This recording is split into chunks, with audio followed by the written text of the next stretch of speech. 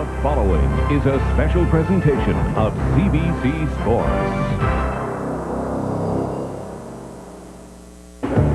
At this time of year, folks, don't blink or you'll miss something. Draws A in full flight across the lead line on right wing. Centers.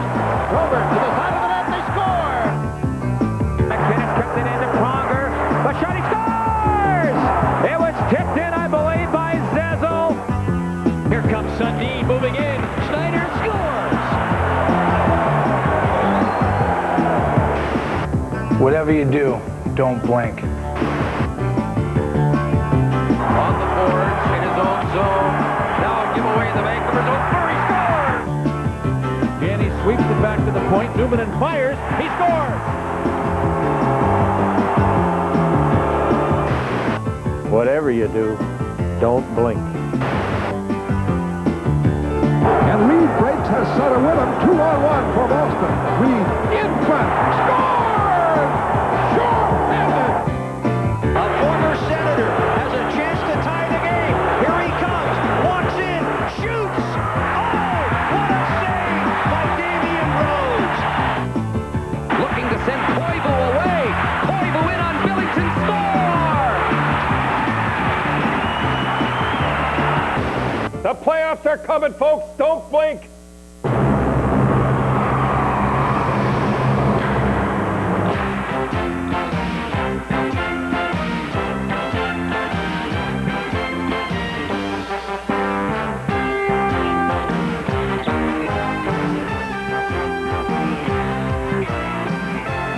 We don't have to explain how big the games are becoming now. 9 days to the Stanley Cup playoffs and 3 early telecasts from the Molson Center, where it's the Panthers and Canadians, from the arena in Winnipeg, where it's Calgary against the Jets, and from Maple Leaf Gardens. As we said, don't blink when you come to the rink. The only sure thing in the standings is fresh ink. Little poetry for Easter. There's Ted Keenan, Mike Keenan's dad, sitting right by the bench.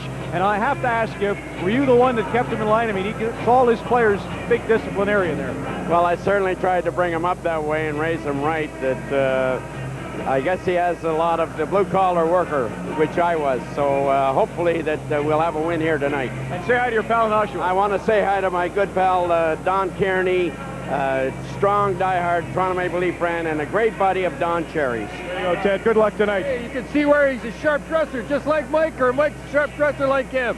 I think Who Mike else is here tonight? All the big names are out. Yes, my brother and my nephew Stephen. There they are, right there, black belt in judo. And my nephew Stephen played for Queen's University. Look pretty good, don't they? We're really out of time here, but I know you wanted to be in Winnipeg. I want to be in Winnipeg. I'll tell you, Winnipeg, we'll be there in the playoffs. We all want to be there. We wish you the best of luck. The best fans in the world from Winnipeg. No doubt about that. Well, the game that we're at, of course, is the Toronto Maple Leafs hosting St. Louis. It's huge. Toronto's had the edge during the year. This is the 6th meeting. Toronto's picked up 7 of 10, but from Mike Keenan's point of view, it's these injuries. Shane Corson, broken jaw. Let me tell you something, though. They're all going to be back, and it's a blessing in disguise. Mike couldn't rest these guys like he can now. He's got the fires going in St. Louis. Don't bet against Mike Keenan and in the playoffs, because these guys are all going to be rested. There's Gretzky, or there's Fuhrer going in. Gretzky's gone. That's okay. They'll all be back, rested to go for the playoffs. Now here's Dougie Gilmour, gives him a little push. He comes down on his tailbone there, and that's what happens, but he'll be ready. Okay, well, we wondered about that, so we went to Ted's son to get the latest from the health reports. Well, the good news is that they'll be back this week later, probably around Thursday or Friday. Wayne has a deep bone bruise, and that will heal nicely. Brett starts skating tomorrow, and Shane has the wires cut off his jaw tomorrow as well. So the 3 of them will be back, I'd say, by the end of the week. Grant may be back as early as Monday. He's healed and come along a lot faster than we expected, so that's good news. And the role players we have out, Twist, who's a big part of our team, Pearson and Hudson, they should all be back by the end of the week as well. So it's down the road for the Blues in terms of health. Big challenge for their youngsters here this evening. Calgary Flames have Gary Roberts out of the lineup, so to get that story and set up the Jets in Calgary, let's go to Scott O. Scott? Ron, I know why you and Don would like to be here, because obviously stretch drive matchups don't come any bigger than this one between the Flames and the Jets. Calgary 2 points up on Winnipeg, each with 5 games to go, so it's not a good time for the Flames to be without their leader, but Gary Roberts is out of the lineup tonight. the result of an aggravation of an old injury, the neck problem that forced him to miss the first 42 games of the season. The most recent damage done on this hit by Adrian Aucoin in the first period of the Flames' victory over Vancouver 3 nights ago. So now the rest of the Flames will have to pick up the slack. Steve Chason believes they can. Well, I guess we're used to it. You know, we played almost the first half of the year without Gary, and I think our game started to come around just before Gary got back. No question, he's a big part of our team, but that opens the door for other people, and hopefully somebody will pick up the slack tonight. Well, to be sure, the resiliency of the Flames without their leader will be tested tonight against the Red Hot Jets, who've won 5 of their past 7 games. So a big matchup for viewers in the West, Calgary and Winnipeg. Ron, back to you. You know, Scott, in every case, it's the home team tonight trying to leapfrog the visitor. 87 pointers collide at the Molson Center this evening. Florida and Montreal. Here's Steve Armitage with Brian Murray. Steve. Thanks, Ron. Hi, everyone. For viewers in Quebec, this could be a playoff preview. Brian, you win this one tonight, you move ever so much closer to 4th place and the all-important home ice advantage in the East. Well, Steve, number one, we just want to win. We haven't played that well lately. I want to see the guys really make a good effort and get a playoff spot secured, number one. Number two, obviously, we've got 4 games left after this one. Canadians 2. Gives us a great opportunity to move into 4th, as you mentioned, lock up the home ice, and I think that would be tremendously exciting in Florida. Brian, good luck tonight. Thanks, Dave. Ron, back to you. So there you have it. The Montreal Canadiens and the Florida Panthers, another of our early games. Game 2 this evening is from the Great Western Forum in Inglewood, California. The Kings are out, but the Vancouver Canucks have still plenty of say in all of this. Winnipeg, Toronto, and Montreal are the venues for games number 1, and we'll have that for you nationwide next on Molson Hockey Night in Canada on CBC.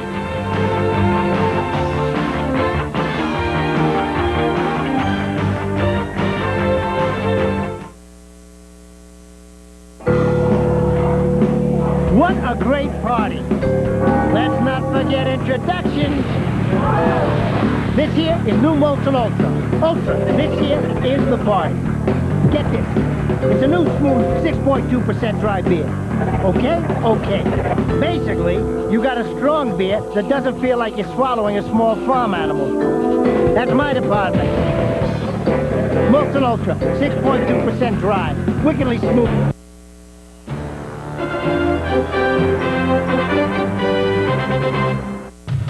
Molson Hockey Night in Canada on CBC.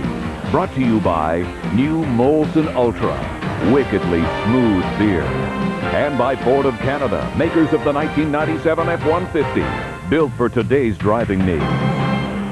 Listening to my edition of Hockey Rock, Winnipeg style at HMV Video. All proceeds to goal for Jets. I'm listening to Scott Oak, who's hosting, of course, the Flames and the Jets. Scott? Thank you very much, Ron. Back now at the Winnipeg Arena for the Jets' second last ever regular season home game in this building. Doesn't that have a final and somewhat bitter ring to it? Brian Hayward had some great years in goal here for the Jets in the 80s. Joins us on our telecast tonight. Brian, when the Jets got Craig Janney at the trade deadline, Keith Tkachuk just went on fire. Mind you, he wasn't struggling that much before Janney got here. What about the Janney-Tkachuk combo? Well, you know, there's obviously some terrific chemistry between the two players, and I don't think that should come as a surprise to anyone, because if you go back to Janney's heyday in Boston, he had probably the premier power forward in the league, Cam Neely, playing on a line. We all know how productive they were. Keith Tkachuk, he now fills a very similar role here in Winnipeg. He's probably now the premier power forward. Janney is the guy, he's the puck handler, of course. He's got Tkachuk driving to the net, and I don't think you can discount the efforts of Dallas Drake. Those 3 players in the last 7 games have chipped in for 18 goals, so that's better than 2.5 goals a game. They've been very productive as of late, very difficult to stop. All right, Brian, you're going to head upstairs and join Don Whitman for the call of the game. Take my advice, do not take the elevator, run 13 flights, you'll get there faster. Want to go ringside now for the national anthem. Our home and native land, true patriot love, in all thy sons command. With glowing hearts we see thee rise, the true north, strong and free. From far and wide, O Canada, we stand on guard for thee. God keep our land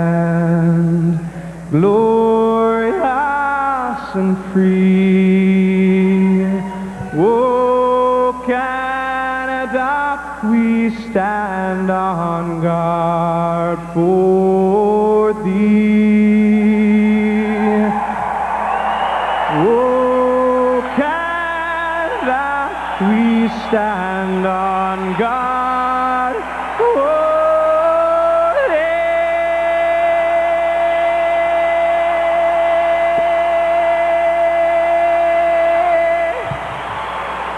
Danny Graves of the Watchmen singing the national anthem before a capacity crowd at the Winnipeg Arena, the second last regular season game on the 95-96 schedule. Rick Tabarachi, a winner over Vancouver 4-3 on Wednesday night, getting the start in goal. Tabarachi, during his NHL career, played 61 games for the Winnipeg Jets. At the other end of the ice, it's Tabby at one end, Habby at the other. Nikolai Habby Bulin, who in the last 3 Winnipeg victories has been named star number 1. And the Jets are looking for Habby Bulin to continue the hot play over the final 5 games. Paul Stewart is the referee tonight. Mark Weller and Jay Shires are the linesmen. The Winnipeg Jets with Craig Janney centering Kachuk and Drake, facing off against Sullivan. He's between T-Top and Fleury.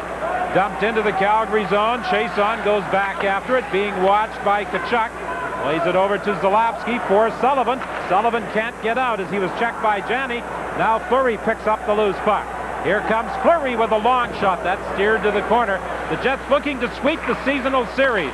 They won the first 3 by scores of 5-2, 3-2, and 4-1.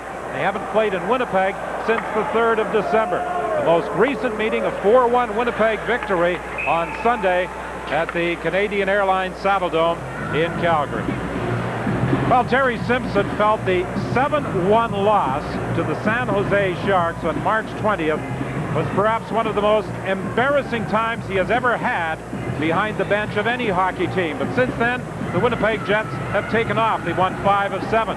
Pierre Pagé told the public relations staff in Calgary to strike the first 2 months out of the record books. He said, I wanted no part of that. We won only 3 games. But then our season turned around on November 26th. And talking to both coaches this morning, you really got the feeling that this was a playoff-type atmosphere. The pressure is sky high. Both of them, I would say, were pretty quiet the morning skate around. Brian, did you take the elevator or run the 13th flight? I got to admit, I took the elevator. Dave Manson moves it ahead to Darren Shannon. He scored the Jets' first goal, but he has really struggled. The first goal in the season opener against Dallas. He has only 3 for the season, but he's been effective working along the board. McIver from the point throws it back to the net, going into the corner. Shannon and Yanni bump. Now the puck has moved ahead, and Lemieux works his way out to center. He has Marty Murray with him. Murray called up, playing his second game for the Flames, coming up from St. John. He's a native of Deloraine, Manitoba. Shannon dumps it in. Yanni goes back after it. Shannon is in forechecking. He takes Yanni in against the boards. Tverdovsky pinches in from the point, forcing Lemieux to dump it down the ice. Pretty good start to this game for both clubs. Some good hits early, and that's what you want to do to get some of the nervousness out of your system. Tverdovsky is a young man you saw plenty of in Anaheim. He was part of the Solani trade along with Chad Kilger. And he seems to have regained his confidence since joining the Winnipeg Jets. Well, he's a terrifically skilled player, tremendous skater. He knows what to do when he gets the puck. If he has any weakness, of course, is that he does not pick his spots properly all the time to jump up and join in the offense. Tverdovsky pinching in from the point. He manages to keep it in the zone. Albaline plays it around to Huscroft. He whips it around the boards and down the ice. I mentioned that the Winnipeg Jets have won all 3 previous games between these 2 teams, and the third period has been particularly effective for the Jets, where they have outscored the Flames by a 6-0 margin. Calgary always seems to get off to a pretty good start against Winnipeg. They just haven't been able to maintain leads. In fact, they've led after the first period in 2 of the 3 games. Certainly they're looking for the same kind of start tonight. Nylander gets in across the line, but Kennedy just a little over anxious, and he is offside. Well, Eddie Olczyk went out of the Winnipeg Jet lineup on March the 7th. He had a knee injury. He has been on injured reserve. It really wasn't expected that Eddie O would be back in the lineup until next week, but he's back one game earlier than anticipated. He is playing with rookie Chad Kilger and the heavyweight Jim McKenzie. Olczyk inserted into the lineup tonight. You know what? Just prior to his injury, he really was on a roll. There's the defensive lineup for the Winnipeg Jets, but Olczyk had 12 points in the previous 6 games just prior to that knee injury. It's going to be tough for him to regain that kind of form immediately.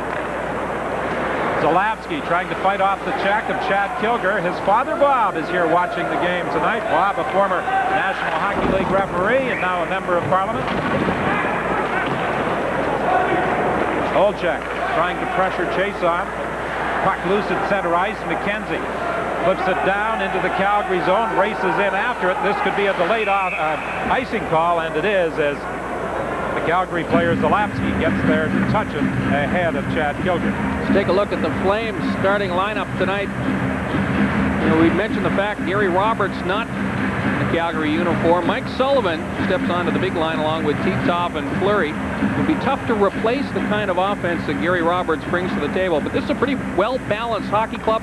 They've been able to deal with an awful lot of adversity, and their strength, of course, is in the defensive zone. Very effective team at working the puck out of their own end because their defense is an extremely mobile group. But they aren't getting as much production from their blue line as they were prior to the Phil Housley trade. Back to the point. Chason shot bounces off a body to the corner. Titov and Umanen bump there. Up along the boards for Dallas Drake. He frees it for Janney. Janney has Tkachuk breaking with him down the right side. Pass just a little too far for Tkachuk. He goes back to the net. Janney goes in there as well. Zalapski bodies him off the puck. Zalapski trying to get away from Tkachuk. It's played out across the line and batted back in by Jeff Finley. One of the sure things for the Winnipeg Jets is when they do have Tkachuk out there on the ice, they can't hit him with a direct pass, so try and dump it into the corner that he's rushing into. He's the bull. He's the guy that they want to put the pressure on that Calgary defense. Dallas Drake stepped into Theron Fleury as the two players were going off on a line change, and that drew a reaction from the fans and also from Fleury. He didn't like the hit from Dallas Drake. Along the boards, Korolev, who has been on a bit of a roll, gets it back to the net. McKenzie Eastwood, I should say, trying to get it out front. He was checked. He goes down. Eastwood throws it back to the net now. Trent Yanni picks it up. Murray couldn't control it. Shannon takes it back to the net. Shannon trying to free himself from the check of Yanni, works his way back to the line, gives it to Korolev. He wheels and fires a shot that is blocked before it gets to the net. Korolev along the boards again, continuing to battle. The puck comes free and the Flames start away. Here comes Murray throwing it into the slot area. Lemieux on his backhand couldn't get a shot away. Now he wheels and fires it wide. Korolev picks it up along the right wing boards. He starts away. Tverdovsky initially indicated he was going to jump up into the play. Then he went off to the bench in the change. Korolev in the corner, gets it back to the net for Eastwood. Eastwood tried to get it to the point to McIver, who was pinching in, but it was intercepted by Stern. Stern is pressured, forced back into his own zone, then he dumps it the length of the ice, and this will be an icing call against the Flames. No score with 15:01 left in the first period.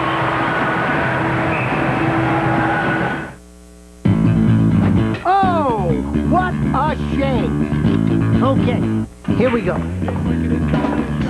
Why, thank you.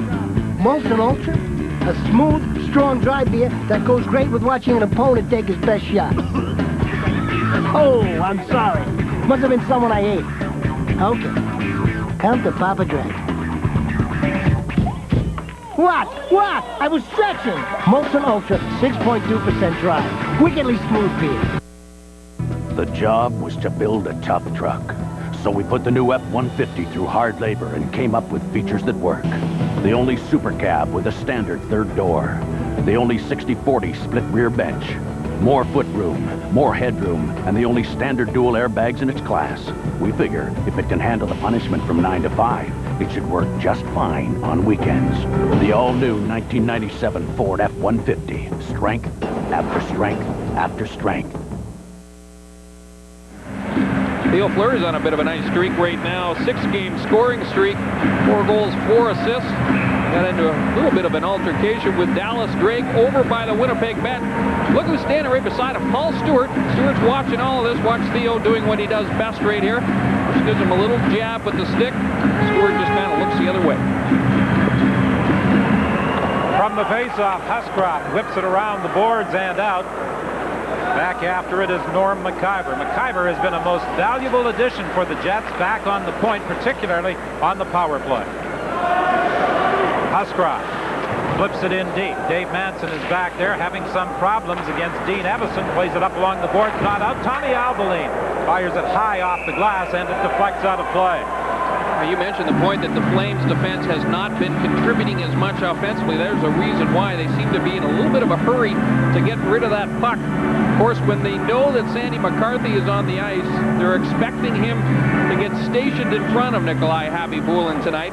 And I guess the tempo of the game changes somewhat, and the strategy changes for Pierre Paget's defensive corps. Paget has to be happy with the production of Sandy McCarthy this year. He has scored 9 goals. That's a career high. He's also pretty darn good at the other element of his game. He's got to be considered one of the top heavyweights in the league. In the game in Calgary on the 10th of February, McCarthy and McKenzie went at it a couple of times. 2 pretty good scraps between 2 of the heavyweights in the NHL. And here he comes now, McCarthy down the right side. He lets a long shot go that is blocked by Muni, gets the rebound, and then had some problems handling it. Chases it into the corner, still has some problems picking it up. Paul Cruz having problems there with Muni. The 2 tie each other up, and Tverdovsky takes it back of his own net. Tverdovsky, under pressure, simply dumps it down the ice. You know, it really amazes me the difference in the work in the defensive zone of the Winnipeg Jets. This is a club that has only given up 1 goal in 3 of their last 4 contests, so they're cleaning up things on their own end, and the offense is taking care of itself. But the defensemen are also saying that one of the big differences, the forwards are coming back to help out. Here's Theron Fleury, a wraparound attempt. The puck wound up in skates directly in front of the goal. T-Top looking for Fleury, a quick shot and a save by Habibulin. 13:26 remaining in the opening period. It's still scoreless. With an update, here's Scott. Don in Toronto, the Blues get on the board first on a power play against the Leafs. Shot from the point, stopped by Felix Potvin, but look at Peter Zezel there to convert the rebound at 4:46 of the first. Zezel's 8th of the season, 1-0 St. Louis. And here the Flames have outshot the Jets by a 3-0 margin, but Nikolai Habibulin with a huge save on Theron Fleury keeps the Flames off the score sheet. Well, Fleury starts all of this with the rush and the wraparound attempt. Mike Sullivan stationed just to the left of Habibulin. Can't get his stick on it. It was a terrific job in front of the net by Tverdovsky tying him up, but then Fleury stays right with it. Takes the feed from behind. Nice pass from T-Top. Teppo Numminen flips it out of the zone. Racing after it is Dallas Drake, but it'll slide all the way down the ice to Tabaracci, and he whips it out of the zone. Kachuk couldn't handle the pass. Zalapsky falls. Kachuk trying to take it away from him. Bumped along the boards. And it's knocked out to center. Chason racing after it. He takes Finlay into the boards. Finlay dumps it down the ice into Calgary territory. The Winnipeg Jets get the puck in front of the net, but Kachuk couldn't get to it. And the Flames start back, led by Fleury. Fleury puts on the brakes, looks for some help. Rink wide. T-Top shot blocked before it gets to the net. T-Top to the point. James Patrick tees it up and fires wide. Jason pinches in from the other point. A weak shot knocked down in front, and the Jets come back. It's Craig Janney in across the line with Kachuk. He feeds it now over onto the wing to Korolev. Korolev shoots and fires wide. McIver is bumped by Fleury as he tried to pinch in from the point. Fleury fires it rink wide, too far for Stillman. Dave Manson sends McIver on his way down the left side. Dumped in for Eastwood. Eastwood taken in against the boards by Chason. Stillman moves it up along the boards for Calgary. Nylander frees it on the left side for Sheldon Kennedy. Drop pass for Nylander. Nylander back to Stillman. Back to Nylander. He gets set. Couldn't get a shot away. Took a little too much time. Shannon was on him. It looked as though Nylander was going to be in perfect position to get a shot away. Here's Stillman firing, and that one is deflected to the corner by Habibulin. Loose puck in the Winnipeg zone, scooped up by Eastwood. Well, thank goodness one of the Calgary Flame players seemed finally willing to take the shot. They've been passing up opportunities all game long so far. Nylander again forced back into his own zone by Korolev. Now it's Yanni. Hasn't scored a goal in 2 years, telling the coaching staff this morning after letting a couple of good shots go that he felt this might be his night. People aren't taking any bets, however. Dave Manson being watched back of his own net. The Jets have yet to register a shot on goal. They're getting close to the midpoint of the opening period. First period against Calgary this year for Winnipeg has not been good. They have been dominant, as I mentioned earlier, in the third period. Long shot is held by Habib Bulin with 10:58 remaining in a still scoreless opening period. Calgary and Winnipeg at the Winnipeg Arena.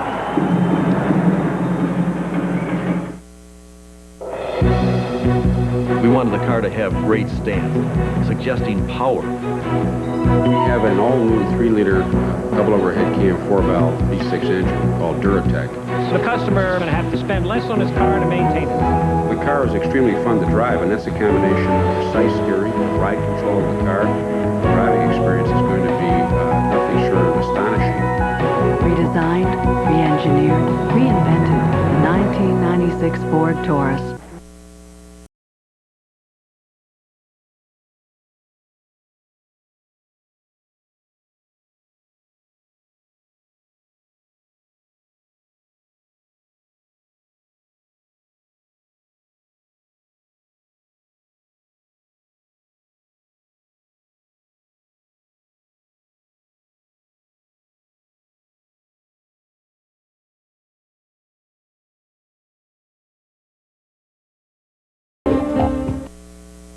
Cup champions have been struggling this year, but New Jersey came up with a huge win this afternoon, 6-3 over Hartford to move into a tie for the final playoff position in the East with the Tampa Bay Lightning. Colorado assured of a second-place finish in the West, defeating San Jose this afternoon 5-1.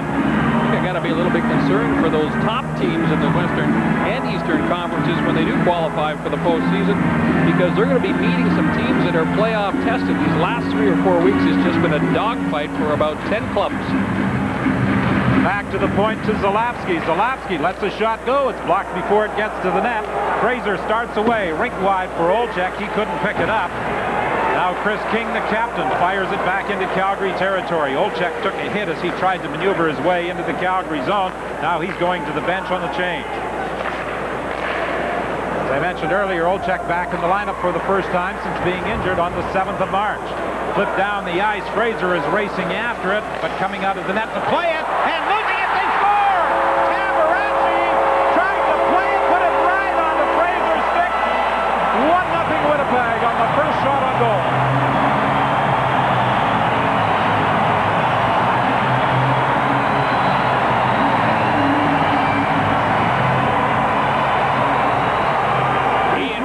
Going to get credit for this goal, but what a terrible sample of puck handling by Rick Tabaracci. You know, he's already had trouble once in the first period.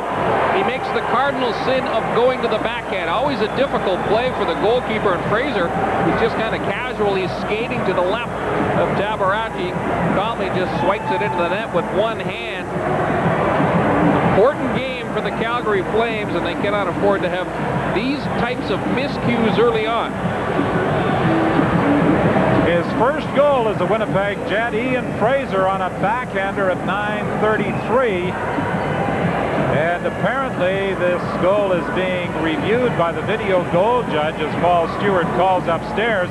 It looked as though Tabaracci was going to play it to the boards, and he threw it right into the skates of Chason and Ian Fraser. It looked as though Chason had Fraser all tied up, but somehow it appeared as though he got his stick on it to backhand it into an open net. It's tough to figure out really what is under review at this point, unless there was an offside at the Calgary blue line, because there wasn't much question. It didn't seem that Fraser directed that puck into the net with one hand on his stick. Tabaracci, we talk about the fact the goaltender has that big catching glove on his hand. He loses his grip right down there at the shaft, the stick, and that's exactly what happened to Tabaracci. But the safe play is always to go to the forehand side. A little bit tough for the goalies to manipulate that stick sometimes. That last shot seemed to indicate that he did get a stick on it. But it is being reviewed.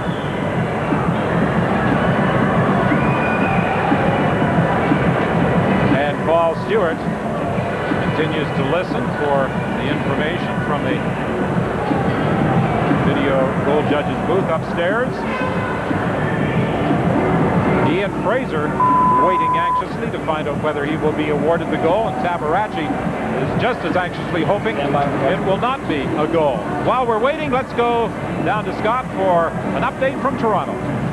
All right, Don, in Toronto, the Leafs are back on even terms with the Blues. Mike Gardner with his 34th of the season. He tucked it into the open side of John Casey's net. Casey must have thought the play was going around the net. 1-1 in Toronto now. Boy, a couple of strange goals we're witnessing tonight on Hockey Night in Canada. Yep. It's taken an awful long time for Paul Stewart to get this one figured out. Well, Fraser waits at the Winnipeg bench to see whether or not he has scored his first goal as a Winnipeg Jet. Jim Christensen is the supervisor upstairs, who is obviously in communication with Paul Stewart. I can't really think what the problem would be unless there was some kind of a consideration of a delayed offside, but if that's the case, that is not a reviewable time. I mean, it has to be a disputed goal. It can't be an offside to take a goal away from the Winnipeg Jets. And that's why I'm wondering what's taking so long for Paul Stewart. Well, the Winnipeg Jets had a goal taken away from them in Colorado on their most recent road trip. And after it was ruled should have been allowed to stand. As it turned out, the Winnipeg Jets won the hockey game anyway, but this is taking a long time for any decision to be handed down as Paul Stewart waits for advice from upstairs. Let's take another look at it. Watch the stick of Ian Fraser. Here's where Tabaracci mishandles it. It goes off his skate, and he manages to just flip it over the goal stick of Tabaracci and into the net. There's no question that he got the stick on that puck. It did not deflect in directly off of the foot.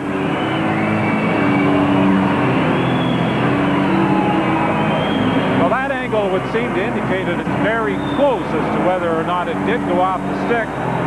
But it is a goal, says Paul Stewart.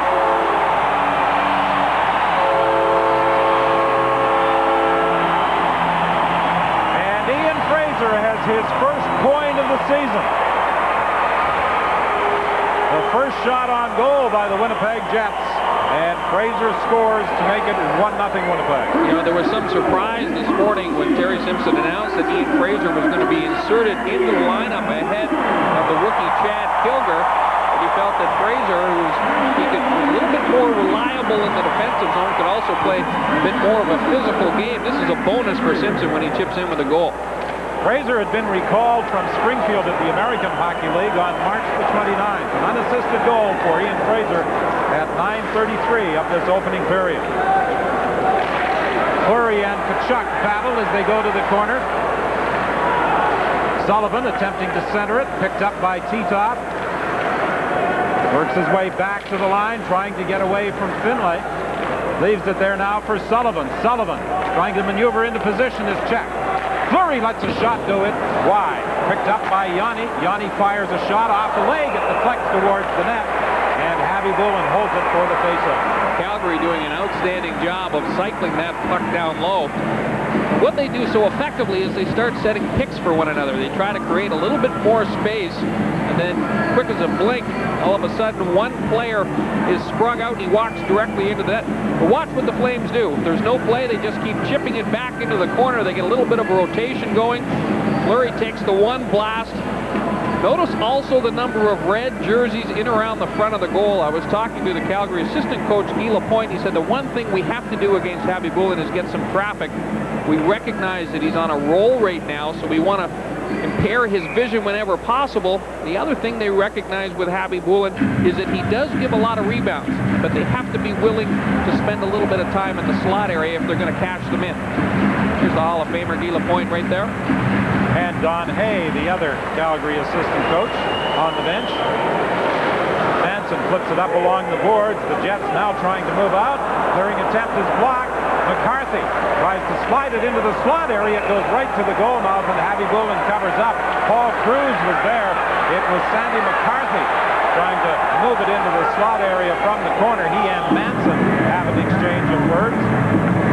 9:40 the time remaining here in the first period. 1-0 Winnipeg. Rorator Pharmaceutical needed a new product. Most effective antidepressant ever. They needed it now. Have there been any side effects? Yes, sir. A few side effects. Is this the result we're looking for?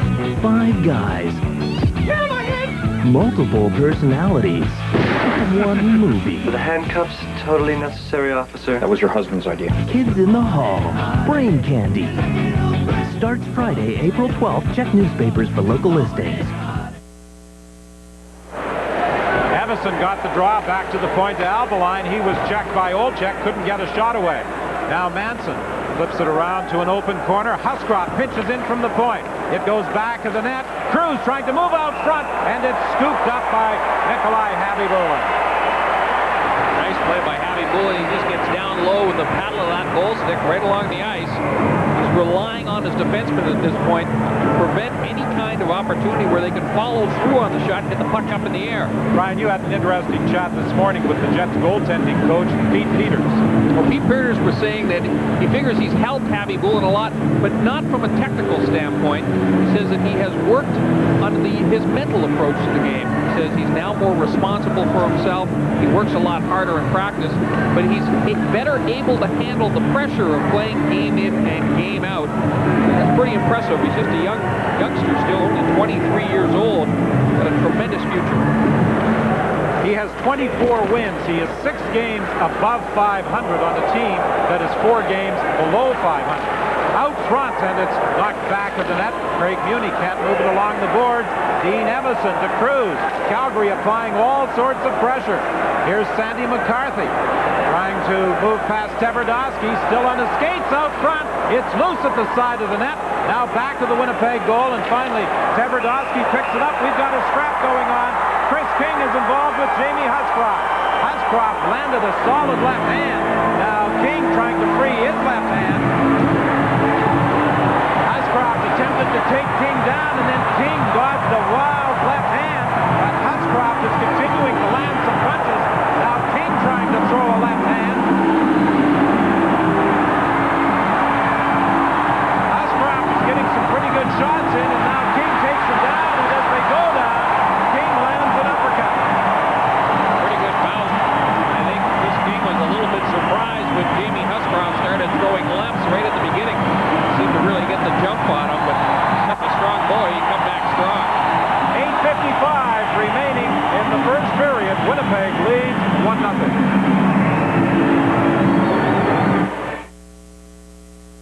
If I listen long enough to you, to catch your dreams and believe in what you can do, knowing all our lives we strive, you and I, credit unions and to read them, to believe. Drop in to today's credit unions. What makes a Dairy Queen frozen Easter cake so special? Because it's all dressed up with our finest treat, delicious Dairy Queen chocolate and vanilla soft serve. Plus, there's a layer of chocolate fudge and chocolate crunch. But the icing on the cake is you can get it decorated our way or your way. Dairy Queen makes Easter dinner dessert a piece of cake. We treat you right. Dairy Queen.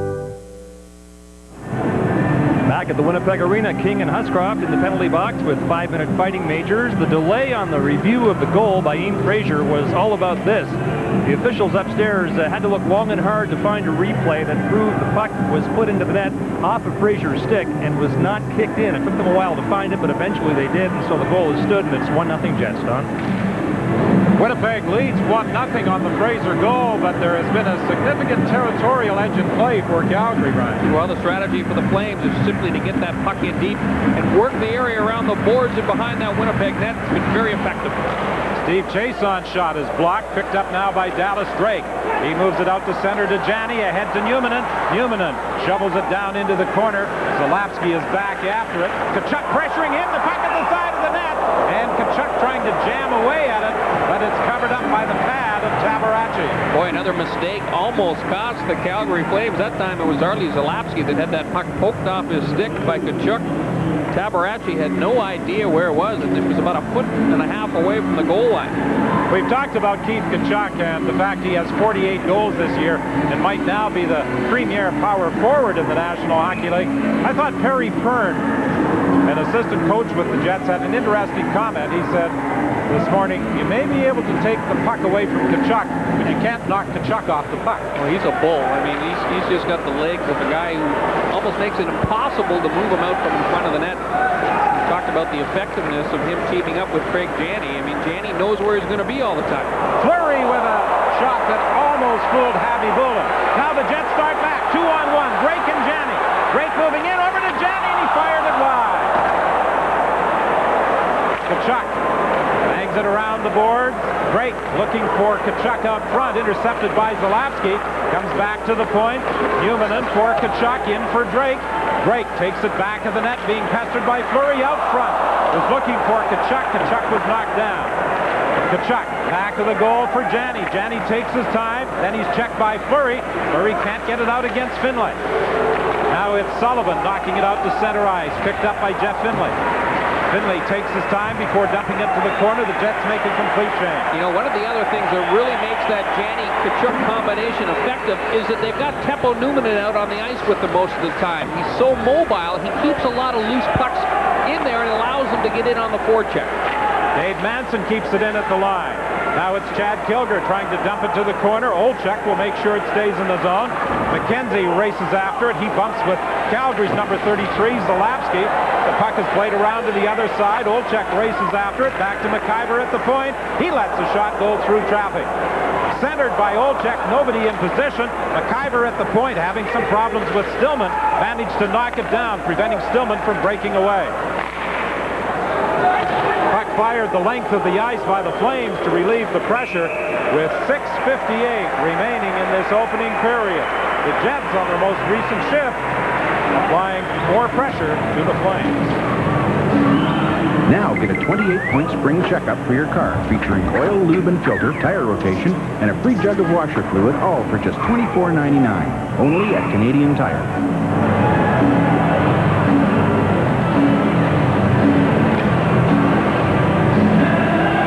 Winnipeg Jets have three 19-year-olds in their lineup: Shane Doan, Chad Kilger, and Oleg Tverdovsky. I think that's quite a compliment not only to the three players, but the job the coaching staff has done with the rookies this year. Although Tverdovsky isn't a legitimate rookie. He's not a legitimate rookie, but especially in Tverdovsky's case, they really credit the assistant coach, Bill Yeletinoff. I'm only going to say that once. They call him Coach Bill around here. He's patiently worked with Oleg in the last little while and restored his confidence. So critical to a young player. Hard to believe he's only 19. He does possess tremendous skills. He's a great skater and a great puck handler. And with the Jets, he has been given a little more freedom to jump up into the play. He was saying he's not reluctant to jump up into the play either, because if he does get caught, he feels he is such a good skater that he can get back.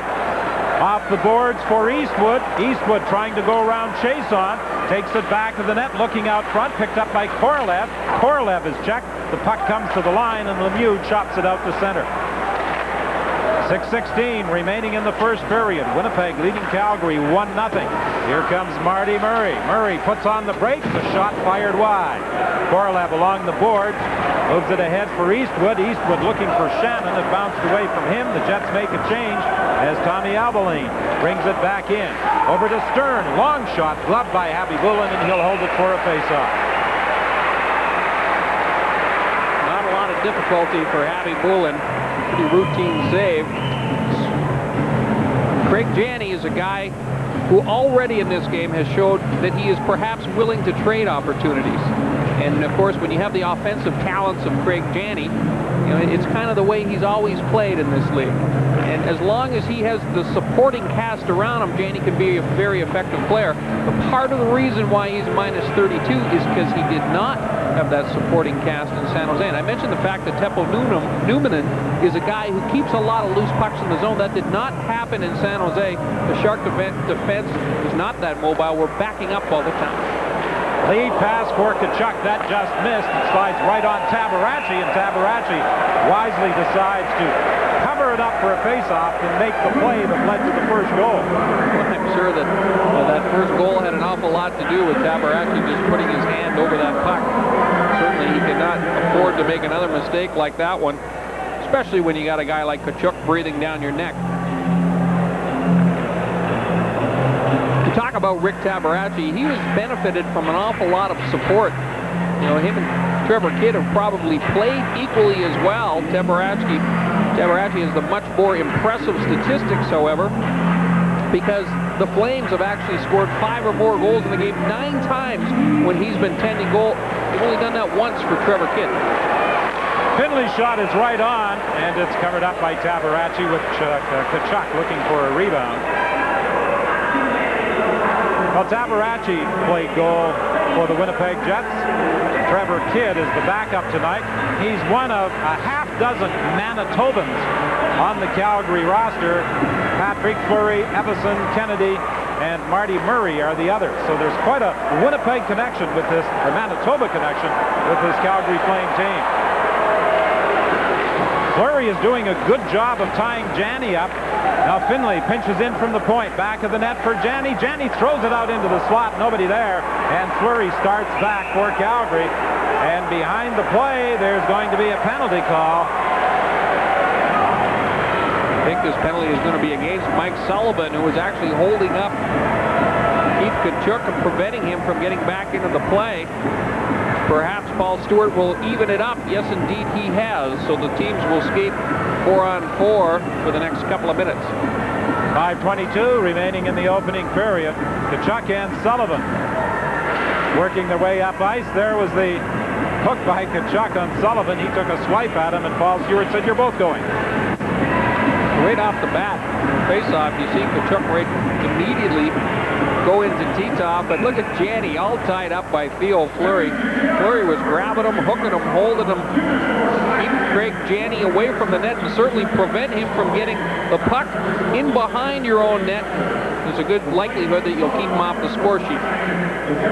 Sullivan for slashing, Tkachuk for hooking at 14:33.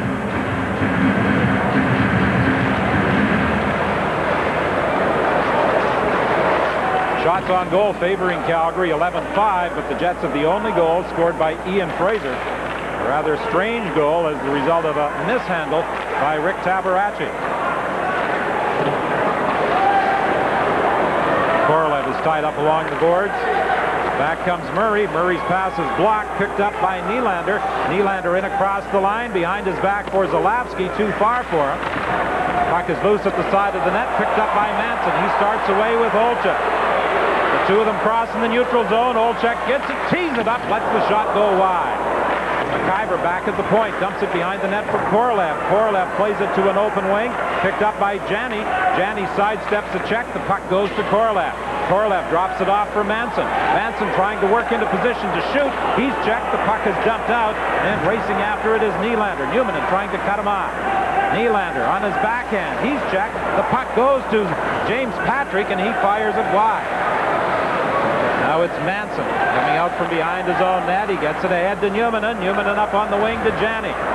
Drake moving up in the play, takes the drop pass back for Janney, and it was broken up neatly by Albeling. Fleury comes back for Calgary. Fleury drops it off into the slot area, broken up, and Drake starts away again for Winnipeg. Drake over to Finlay. Finlay trying to work around T-top. Finlay is taken in against the board. The puck in among skates. Finally, it's flipped back to the net, and going after it is James Patrick with 3:44 remaining in the period. I don't think you can say that either team playing it real close to the vest in a 4-on-4 situation. Both clubs getting their defense very actively involved. Both of them, I think, taking a couple of pretty good risks. Flurry shot is kicked to the corner. Tverdovsky lost it to Stillman. Stillman trying to move out from the corner. The penalized players are back on the ice. Picked up now by Shannon. Shannon works his way to the blue line. Lead pass for Tkachuk. Tkachuk going in. Saved by Tabaracci. Excellent feed to Keith Tkachuk, and Tabaracci responded. Tverdovsky whips it around the boards. Shannon will fire it out to center. Here's the lead pass for Eastwood. Eastwood going in. Saved by Tabaracci. The loose puck. Tabaracci has lost his helmet, and he covers up. But two breakaways by the Winnipeg Jets. First Keith Tkachuk, and then Eastwood. And Tabaracci stopped them both and also took the rebound away from Tkachuk.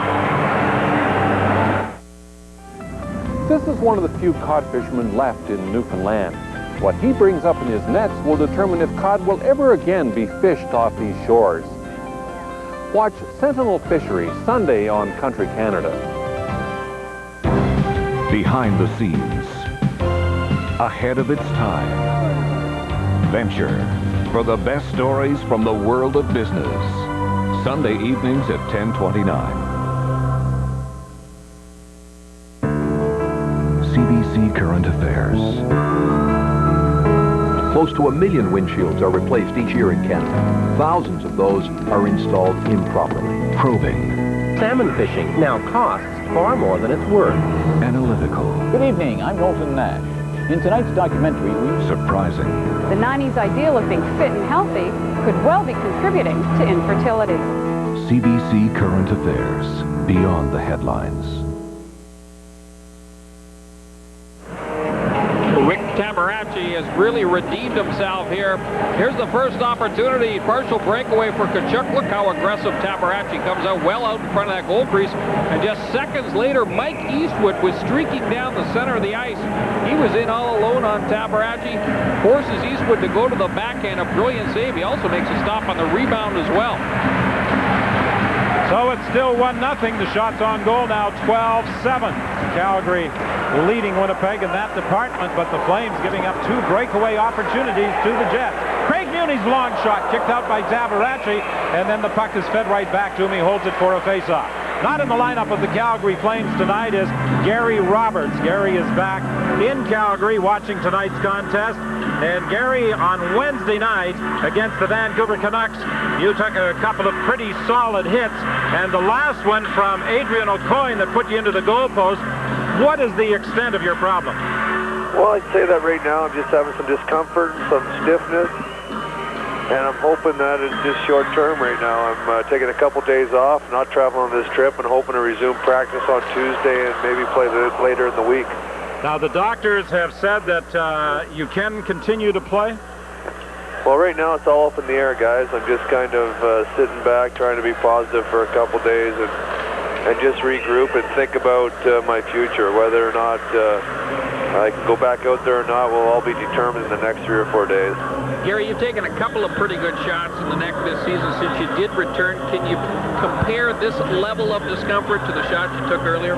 Well, I'd say it's not the same as discomfort I was feeling earlier on, but definitely there's enough concern there where the neck's stiff. I've lost my range of motion, and we've gone through a standard of tests every week that I have to pass in order for me to play, and right now I'm not passing those tests, so it's been a group decision. The medical staff in Calgary, I can't say enough about them. They've been great with me, and we're just hoping that this thing is a short-term problem, and if it is, then I'll resume practicing Tuesday, and if it's not, then it may be longer term.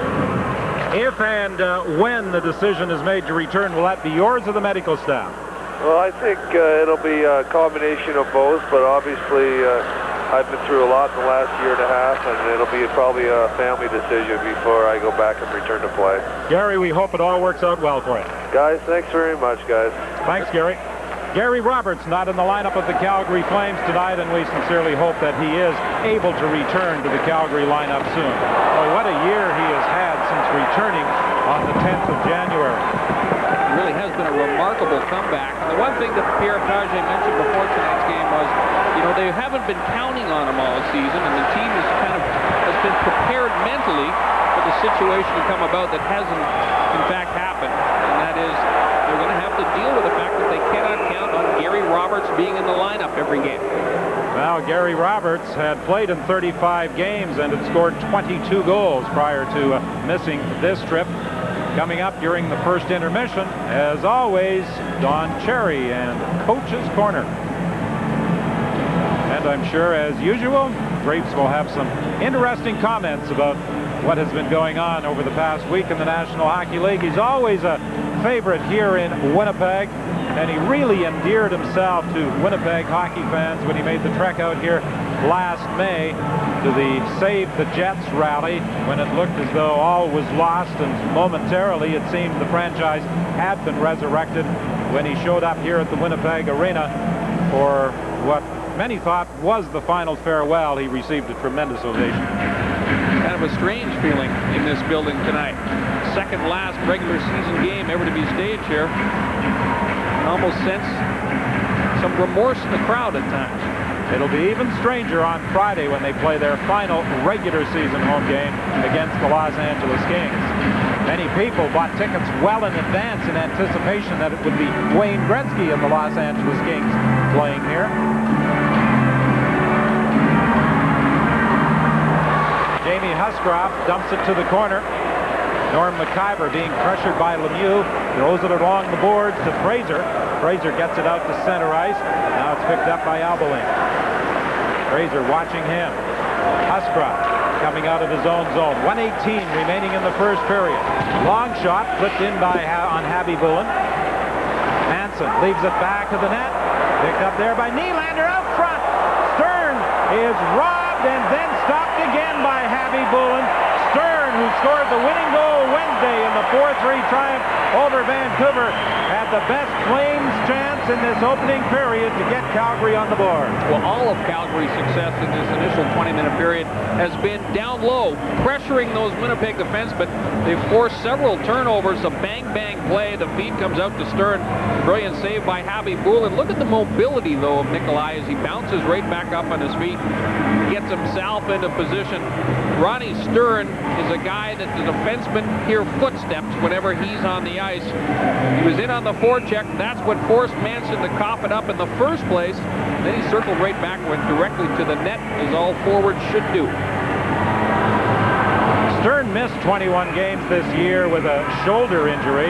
He's been back for the last 11. And what a huge goal he had Wednesday night against Vancouver in a come-from-behind 4-3 win by the Flames. They were down at one point, 3-0. 1:03 remaining in the first period here at the Winnipeg Arena. Back to the line for Yanni. Yanni works his way in, throws it in front. Nylander couldn't find the handle. Comes up to the line, and Tkachuk knocks it out to center ice.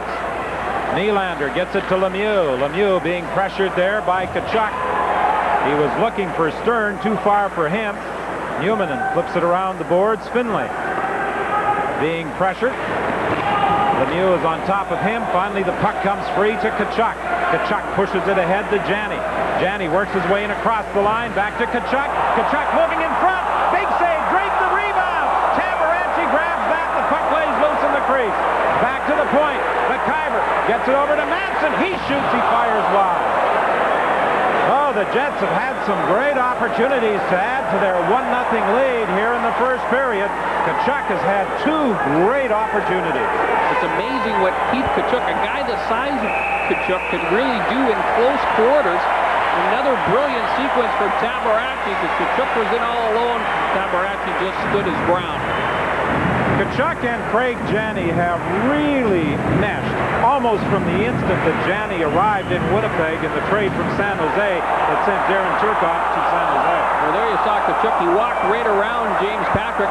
And, you know, I talked to Terry Simpson about the relationship between Janney and Tkachuk, and he said, you know, they really do have a bond out there on the ice, but he says, I got to give most of the credit to Tkachuk because he has really stepped up his level of play in the last month and a half. Almost since the Solani deal, Keith Tkachuk became the leader of this hockey team, definitely on the ice, and I think off the ice as well. Well, it's that Boston connection. Janney at Boston College, Tkachuk at Boston University. That's right. 5.2 seconds remaining in the period. At one point, there was a 9-2 differential in shots favoring Calgary. It's now 16-10 favoring the Flames, but the Jets have had the quality scoring chances. And the other thing we should point out about Tkachuk, he's scored 30 of his 48 goals since January 1st, so obviously he's really stepped it up a notch. Well, they look for someone to assume a leadership role, and he certainly has for the Winnipeg Jets. And the Winnipeg Jets will leave for the dressing room after 20 minutes of play, leading Calgary by a score of 1-0 on the goal by Ian Fraser. Coming up next, Don Cherry and Coach's Corner.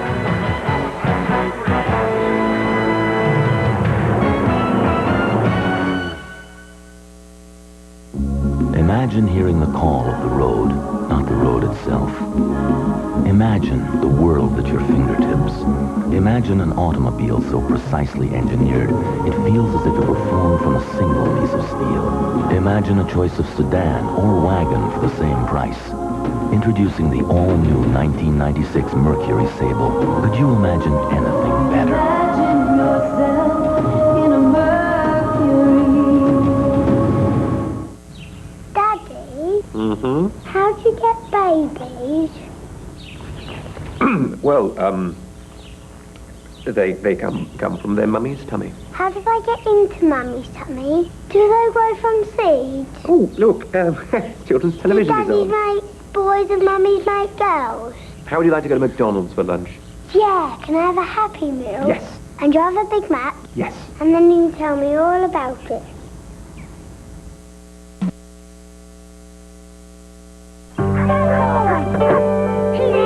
Hey, boys. Dad, what's fusion? A herbicide, son. Does a great job. Why is it so great? Yeah, why? Why?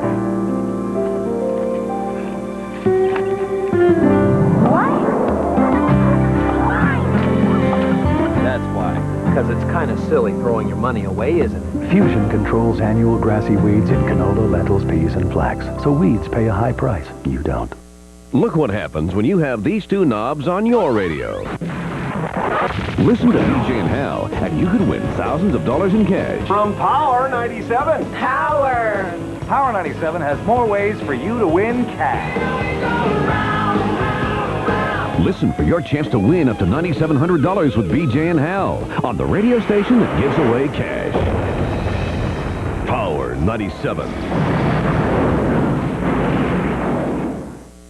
Just how long does a car battery last? About this much time is put into most batteries. But AC Delco puts in more time, so our batteries last over 20% longer. Well, now there's the new Delco Freedom 84, our longest-lasting battery ever. We put in 7 years of guaranteed starts, making it the granddaddy of all batteries. Hey, my watch!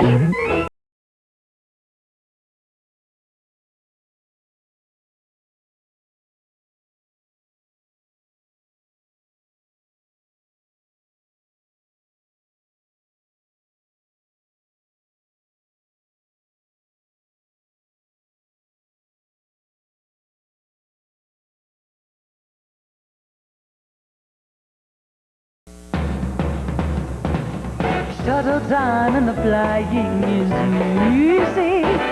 Canadian Airlines proudly introduces the Canadian Shuttle. Stand up, sit down, stand up, sit down, get out of town. 74 flights every business day, more than ever before. 41 between Toronto and Montreal, 33 between Toronto and Ottawa. Call Canadian or your travel agent now. The Canadian Shuttle. Now you're flying.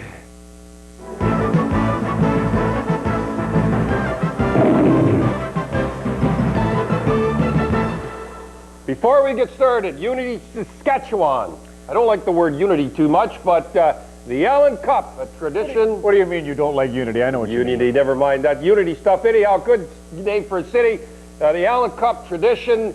These guys play for the love of the game, not their education or money, and we want to plug it a little bit. It's the home of Linda Melgen, now Linda Hayden yeah? up in Yellowknife. Oh, good. And great baseball town, too. Yeah. Go ahead, Stevie Sullivan. You brought in a picture of one of your new heroes. Now, remember Stevie Sullivan? I told you about the little guy that got the goal and the whole deal and everything like that. I got from Ken, his father. He works for Molson's, by the way.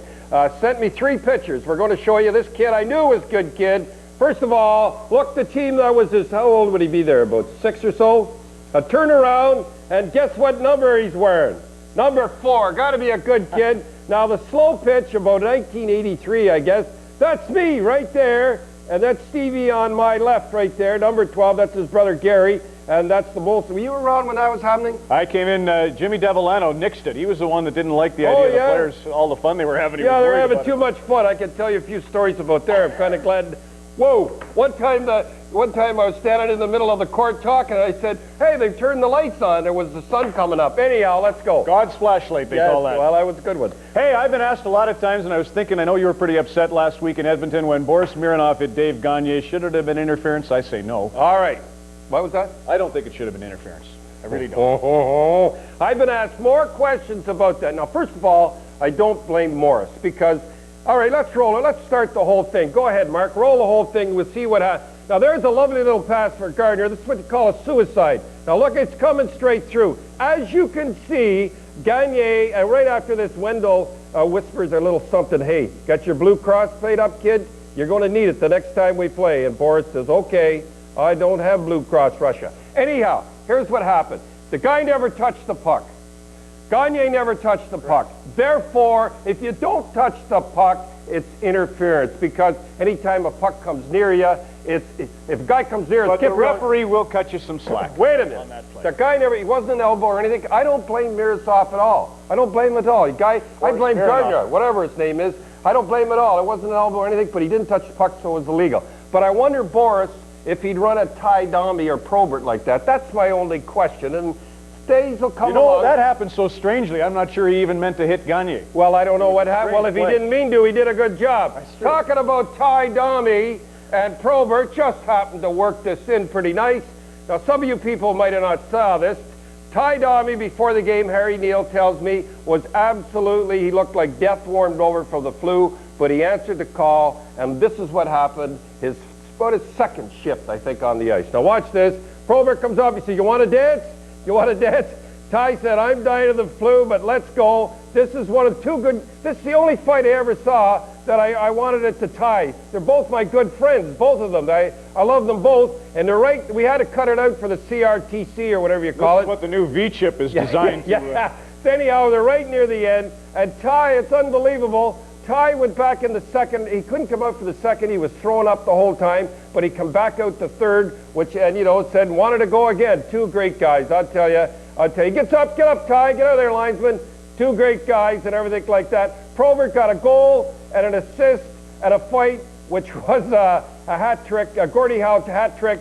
They asked him after the game. He says, you and Ty Domi, how many times you fought him? You know what he said? Not enough. That's my type of guy. Now, let me ask you a question. I want to throw this one in. Ladies, you think Ty and I and Bobby are animals, eh? And, you know, you see that there's stuff like that. But let me ask you a question.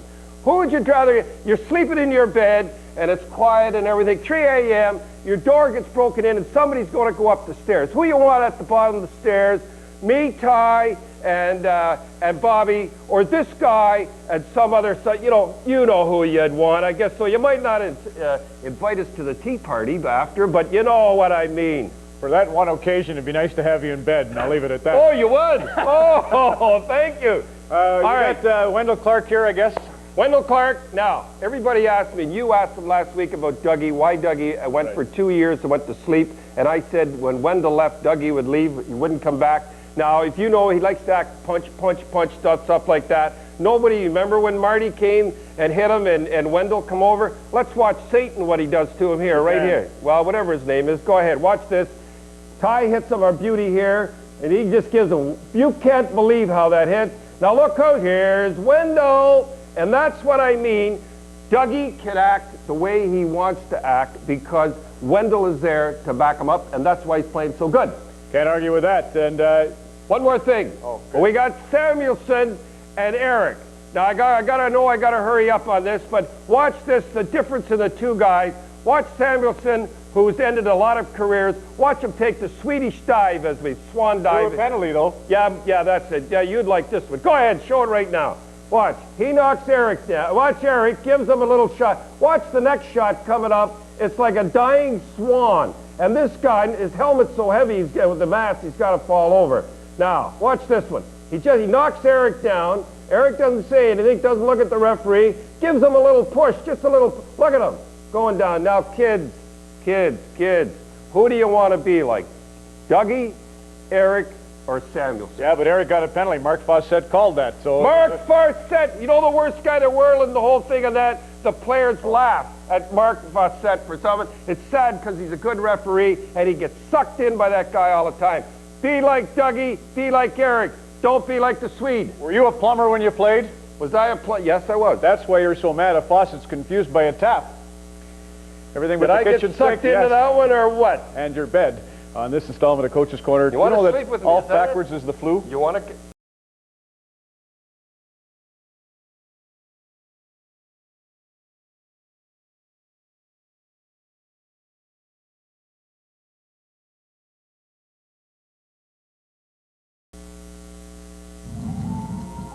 Start your day with Delco's new Freedom 84 battery. It guarantees you 7 years of worry-free starts. Perkins is bringing back 2 of your favorite reasons to crack an egg. For a limited time, try our hearty, thick, double bacon Benedict. Or our spicy Louisiana-style Cajun Steak Benedict. Exclusively at Perkins. Breakfast, dinner, and everything in between. In a world where rust never sleeps, brass locks and handle sets tarnish and discolor. Until now, introducing Wiser Brilliance, guaranteed for a lifetime. Selling the NHL in the desert. Phoenix Hockey, Friday on 24 Hours. Every year, strokes and heart disease kill more Canadians than any other illness, even more than cancer or AIDS. Diet and exercise are critical, but so is blood pressure. So make sure you monitor your blood pressure on a regular basis with the Health Watch blood pressure machine. It's in every one of our locations, and it's free to use. Please use it. And if you discover you have consistent high blood pressure, see your doctor.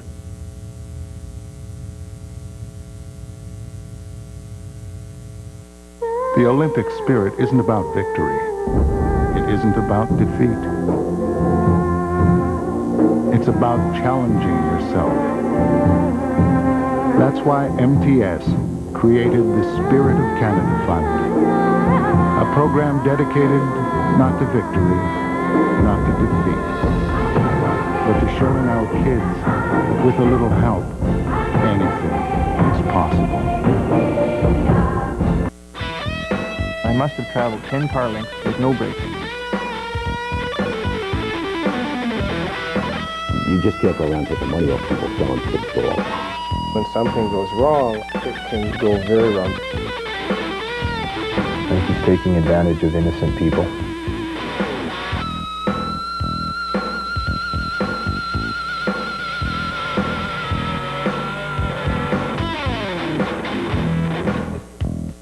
Picture this. A hilarious comedy special starring Sean Alex Thompson. I'm so pretty. Hello, nice people. And may all laugh. And an ensemble cast. I love it. 1 minute to air. What a great title! On CBC Television, Friday at 8.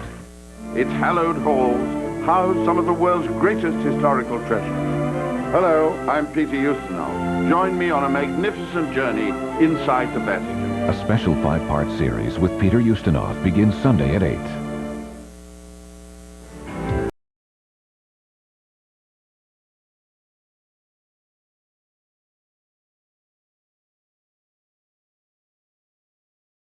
The 1997 F-150, built for today's driving needs.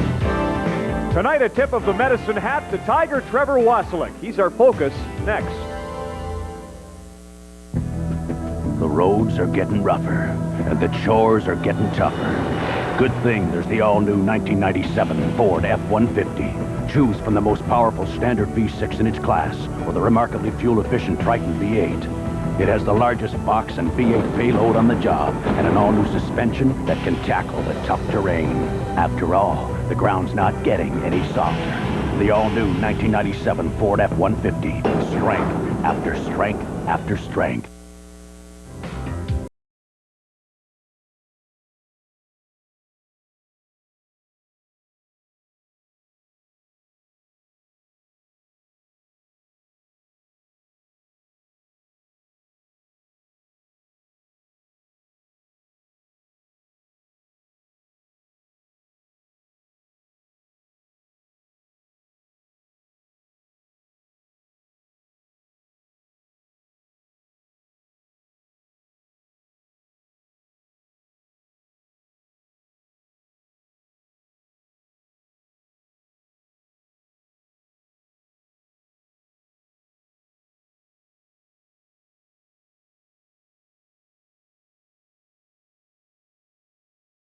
Driving needs.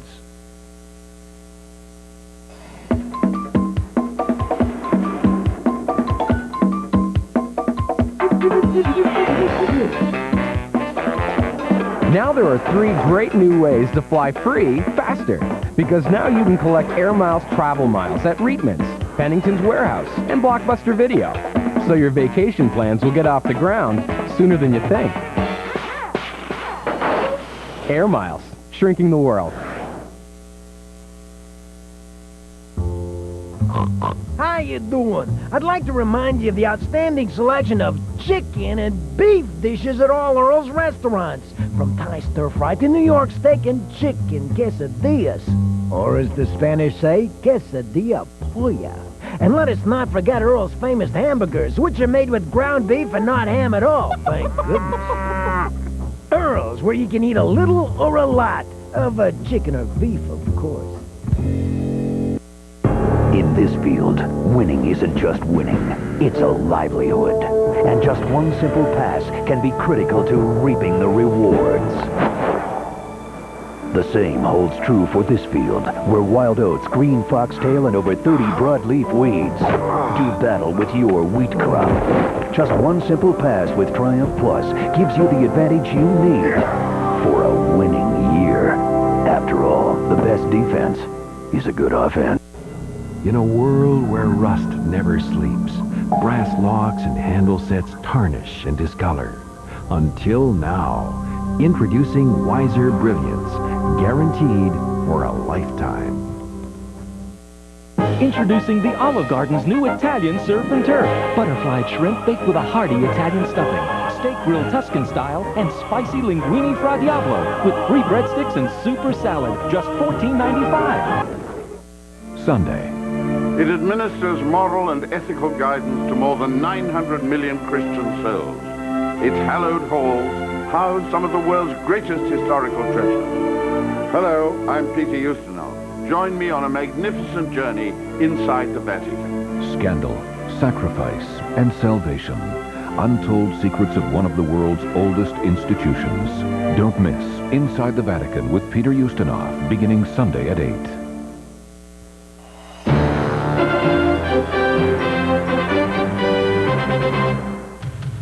This portion of Molson Hockey Night in Canada on CBC is brought to you by Ford of Canada, makers of the 1997 F-150, built for today's driving needs.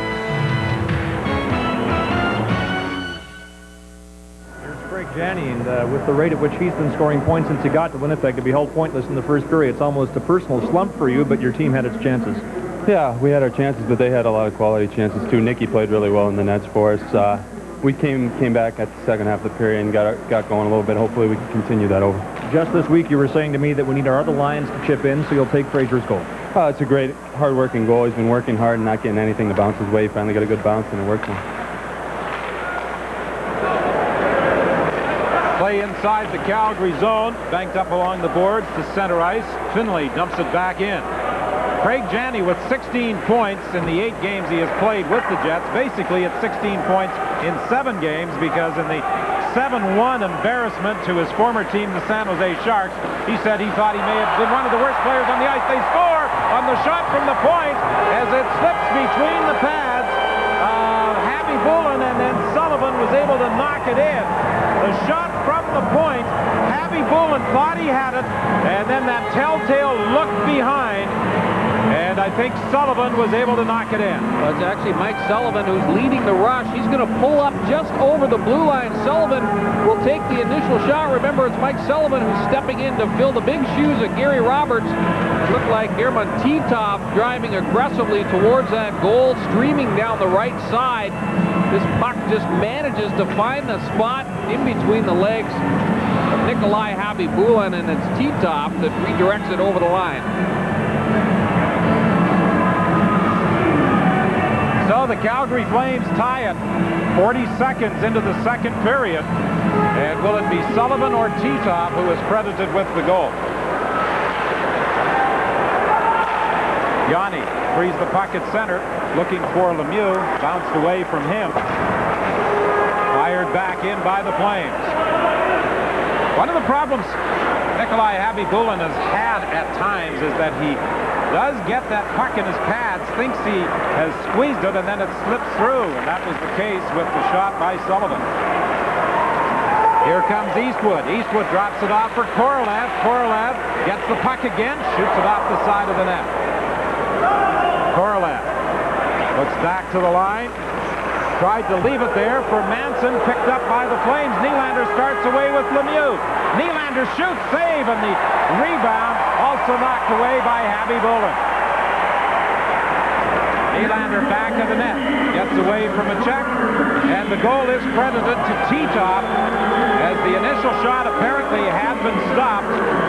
Sullivan's blast from just inside the line by Habby Bullen. The Jets look real flat-footed to begin this second period. Calgary has come out with a vengeance.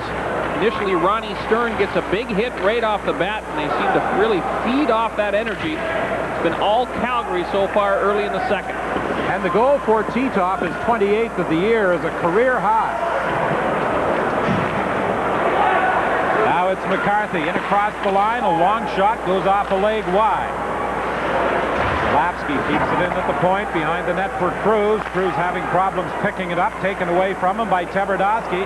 He moves it ahead to Fraser, over to Doan. Doan coming in against Albaline, fires it in back of the Calgary goal. King in the corner, couldn't control it. It comes back to the line and is chopped out to center ice. You know, in our discussions earlier today with Terry Simpson, he said one of the things that has really impressed him about his club over this little streak that they're on has been their patience. We're not seeing that right now. Here's a chance for King, and he couldn't control it. Doan picks it up. He shoots. Tabarachi comes up with the save as Ian Fraser was cutting through the goal crease.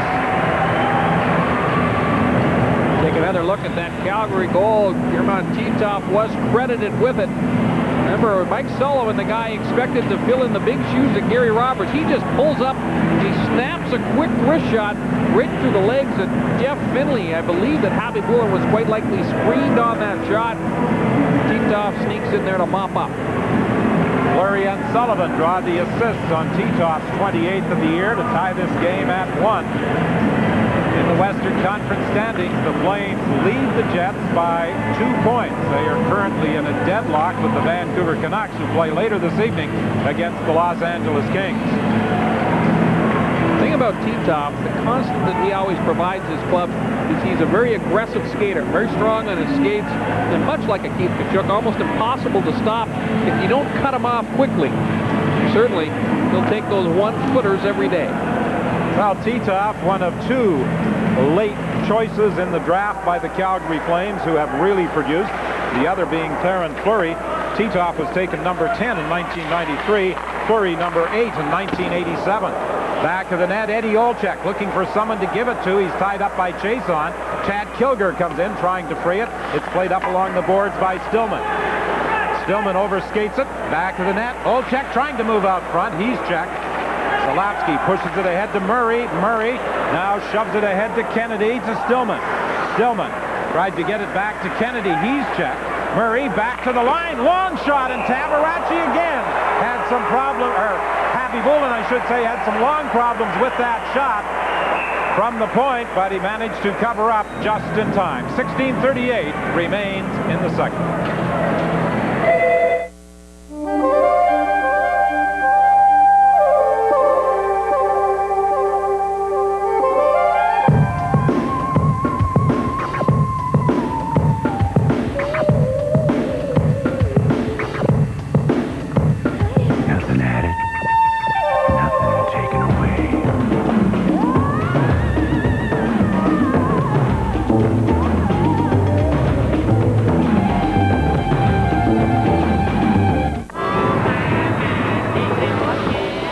it up? Yeah, and could you clean the windows, please? No problem. Thanks.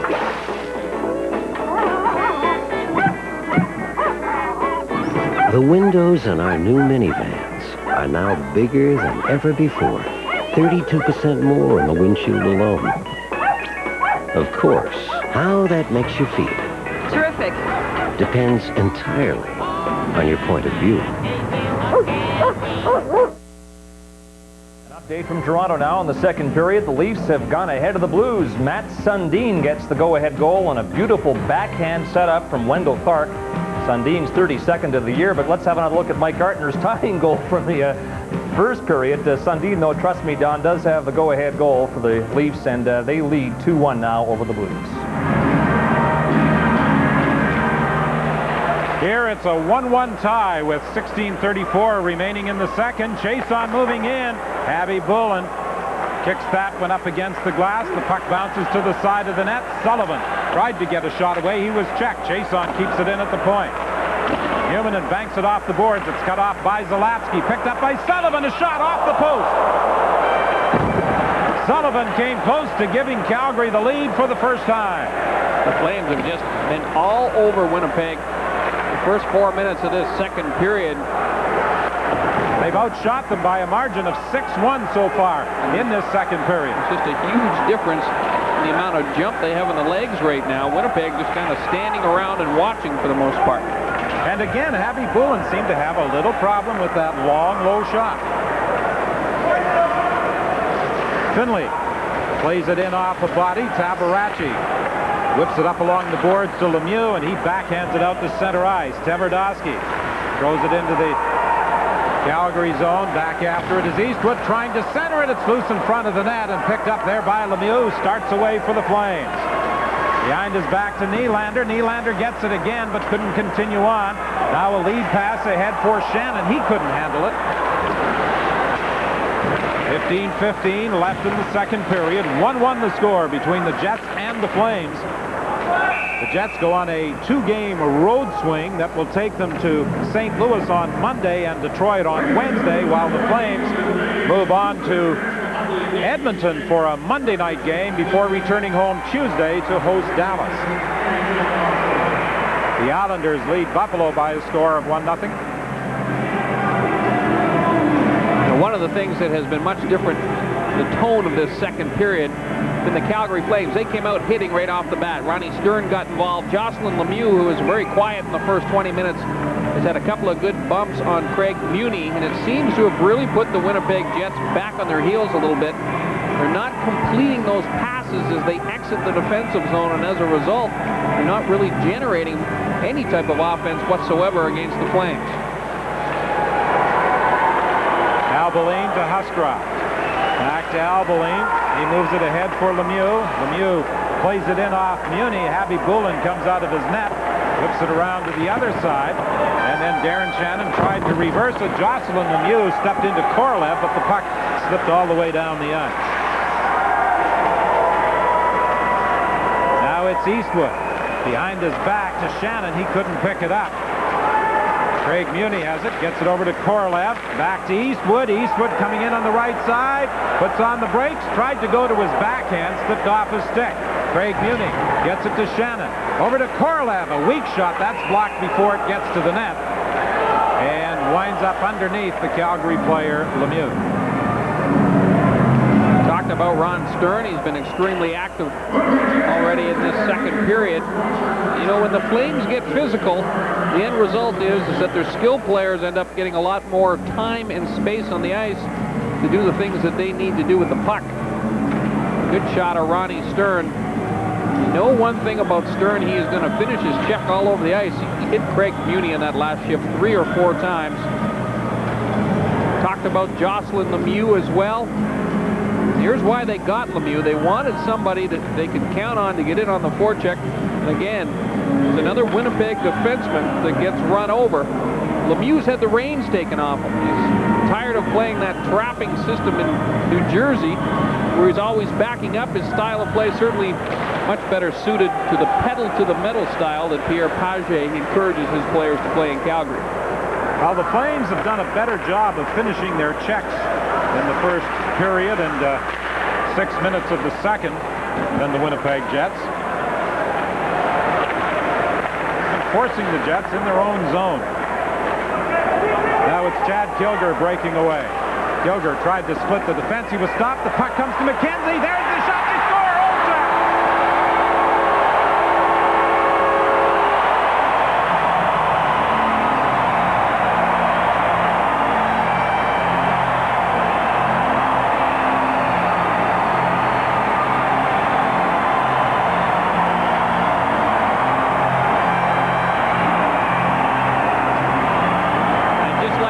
Momentum in the hockey game changes again. It all starts off a turnover. Chad Kilger picks up the puck, a nice little rush up through center, but then Zalapsky throws it right up the middle of the ice. The turnover and the nice finish by Eddie Olczyk. The one thing about Ed Olczyk is he knows exactly what he's doing when he gets hold of that puck in the slot area. That's a terrific shot right up and under the bar. Not much opportunity for Eddie Olczyk. We've seen a miscue by Tabaracci, and now one by Zarli Zalapsky. 2 turnovers deep in their own zone for the Calgary Flame. End result being 2 Winnipeg Jet goals. Well, for Eddie Olczyk, that's his 26th of the year. One of the reasons the Jets are anxious to get him back in the lineup.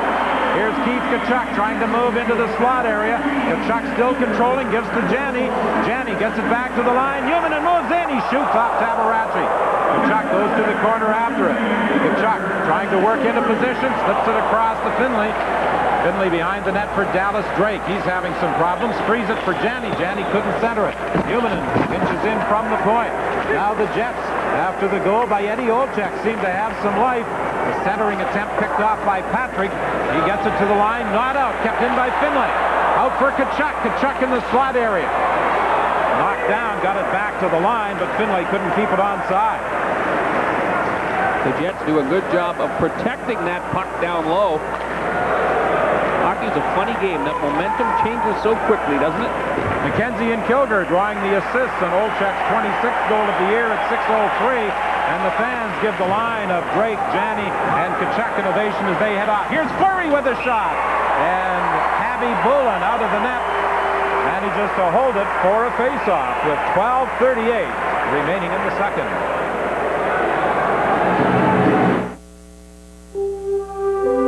One of life's great rewards is doing the right things right. It's not traveling down the road of compromise. It's an unhurried journey towards fulfillment. And in the places you travel and the people you touch along the way, you've discovered one thing. It's the journey that counts, not the arrival.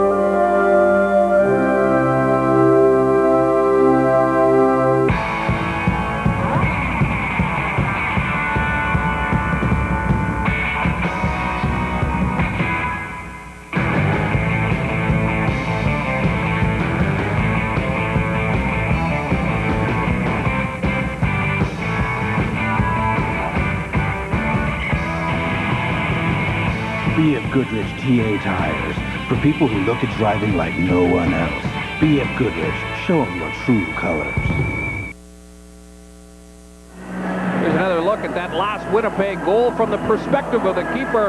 A little bit of a turnover. You see how Tabaracci tries to get out to the top of the goal crease to make that quick little challenge, but as soon as he takes that first step forward, the puck is already past him. Olczyk wasted no time getting that puck away. That was the whole key to that goal. Had a pretty nice setup from Jim McKenzie, not noted for his playmaking abilities. That's only his second assist of the season. Kennedy knocks Tverdovsky off the puck. Stillman fires it wide. Chris King trying to reverse it. Race after the puck in the Winnipeg zone. Muni takes a hit along the boards from Kennedy. And Muni is down and slow in getting up, but he was on top of the puck, and it appears as though he's all right. But very quickly, Chris King skates over to have a word with the Calgary player. It's been a tough second period for Craig Muni so far. He's been hit 4 or 5 pretty good ones. Terrific pickup by the Jets from Muni. Really been a stabilizing influence on the youngster, Oleg Tverdovsky. They picked him up from Buffalo on the 15th of February for Daryl Shannon and Michael Groshek. And what they wanted back in the blue line was his experience. And, of course, his experience includes 3 Stanley Cup victories with the Edmonton Oilers. Doesn't make the fancy plays, but you pretty much always rely on Craig Muni to make the save plays, keep that puck up the boards. The one thing they've been trying to teach the youngster Tverdovsky is to learn how to play the game by the score and how much time remains in a hockey game. And certainly, Muni will be able to help him out in that area. Manson to King. He couldn't get it out. It bounces away from McIver, centered. Picked up by Huscroft. The save by Habby Bullen. Now Eastwood starts out of his own zone for Winnipeg. He has Fraser moving up with him. Eastwood dumps it to the corner. Albeline goes back after it, being watched behind his own net for Stillman.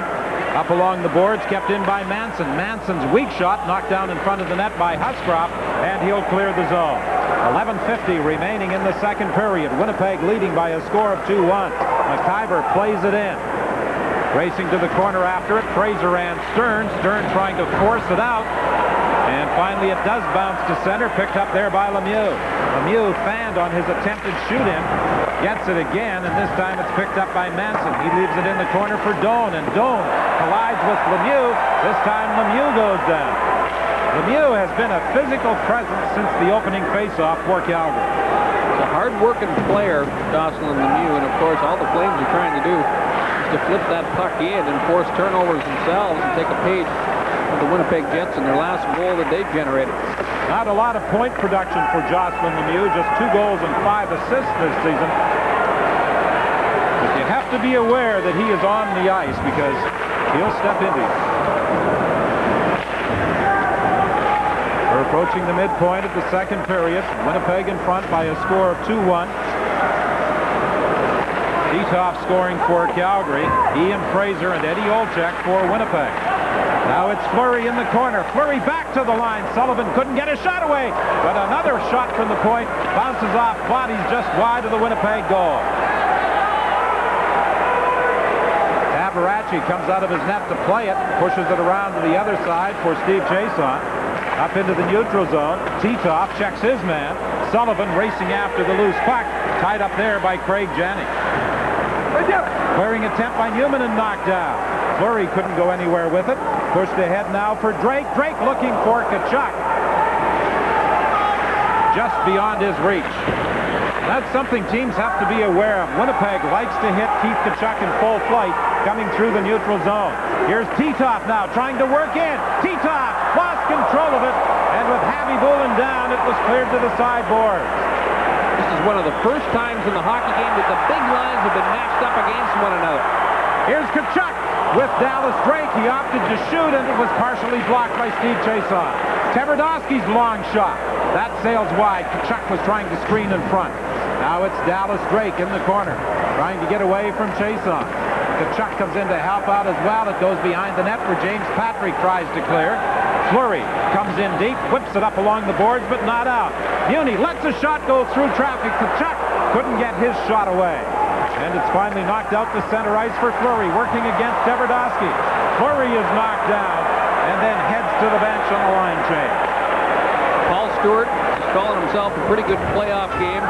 He has put that whistle away, and he's letting the players decide this. Well, this really is a playoff atmosphere because the outcome of this game could have an impact on whether or not these teams, either one of them, qualify for the postseason. The Flames in a better position to advance to the Stanley Cup playoff round. The Jets at the moment in 8th place. Here's Sandy McCarthy back to the point. Albeline, who has scored only 1 goal this year. That was back on the 19th of October against Detroit. Hasn't got a point yet as a Calgary Flame. Now it's McCarthy. He put that off the post.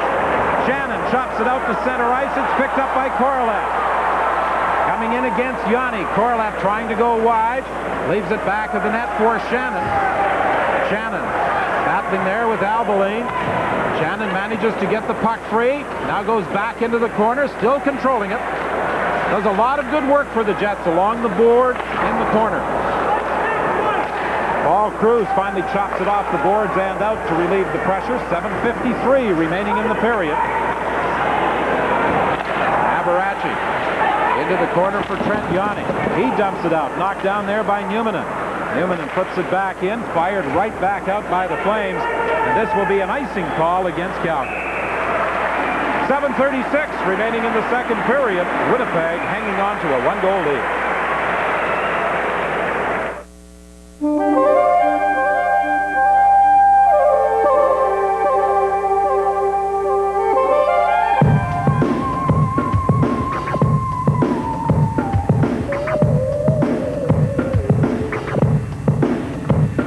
Nothing added, nothing taken away.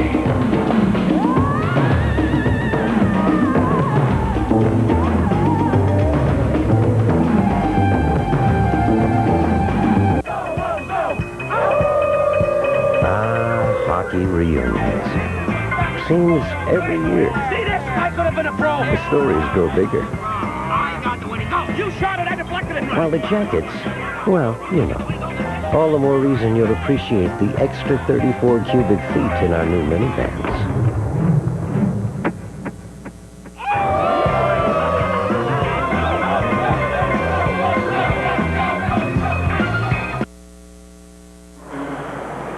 As we see Sandy McCarthy hitting the post in a bid to tie it for the Flames here at the Winnipeg Arena. I'm with the Member of Parliament for Stormont Dundas, but in these parts, Bob Kilger is better known as the father of Chad Kilger, on the ice currently for the Winnipeg Jets. Bob, you made the trip to see your boy play all the way from Cornwall, and his setup of that goal in the second period's made the trip worthwhile. Well, there's no place I'd rather be tonight than be here in Winnipeg, cheering for the Jets and, of course, for Chad. Your 10 years as an NHL referee, I guess, gave you the opportunity to tell Chad never to expect a break from the officials. And he's not going to get any either, I'm sure. You spent 10 years as an NHL referee. That's the only profession in which you're half wrong before you start, but you're in one that's a close second now as a member of Parliament. Well, the referee trained me well for political life, but I'm enjoying both, and I'm grateful to have the opportunity to represent the people of Stormont Dundas. Bob, thanks for your time. Thank you very much, Pat. Don? Well, this morning, Bob wasn't sure that he would see Chad in the lineup of the Winnipeg Jets this evening because initially it was thought that Chad would be a scratch. And here he is now with the puck, having problems controlling it as he goes to the corner. Murray can't get it out against Manson. Back to the point. Olczyk lets a shot go that's knocked down by Stillman, who starts away with Kennedy. Kennedy tried to get it back to Stillman. It went off a stick to the corner. Stillman being tied up along the boards by McIver. Kennedy is checked, gets it back again to Stillman. Stillman tried to slide it in front to McIver, and Olczyk intercepts. He sends Kilger down the right side, back to Olczyk. He couldn't get it across to McKenzie, who was uncovered in front of Tabarachi. Back comes Murray. He leaves it for Stillman. His shot goes off a leg. A centering attempt at the side of the net, and Habby Bullen holds it for a face-off.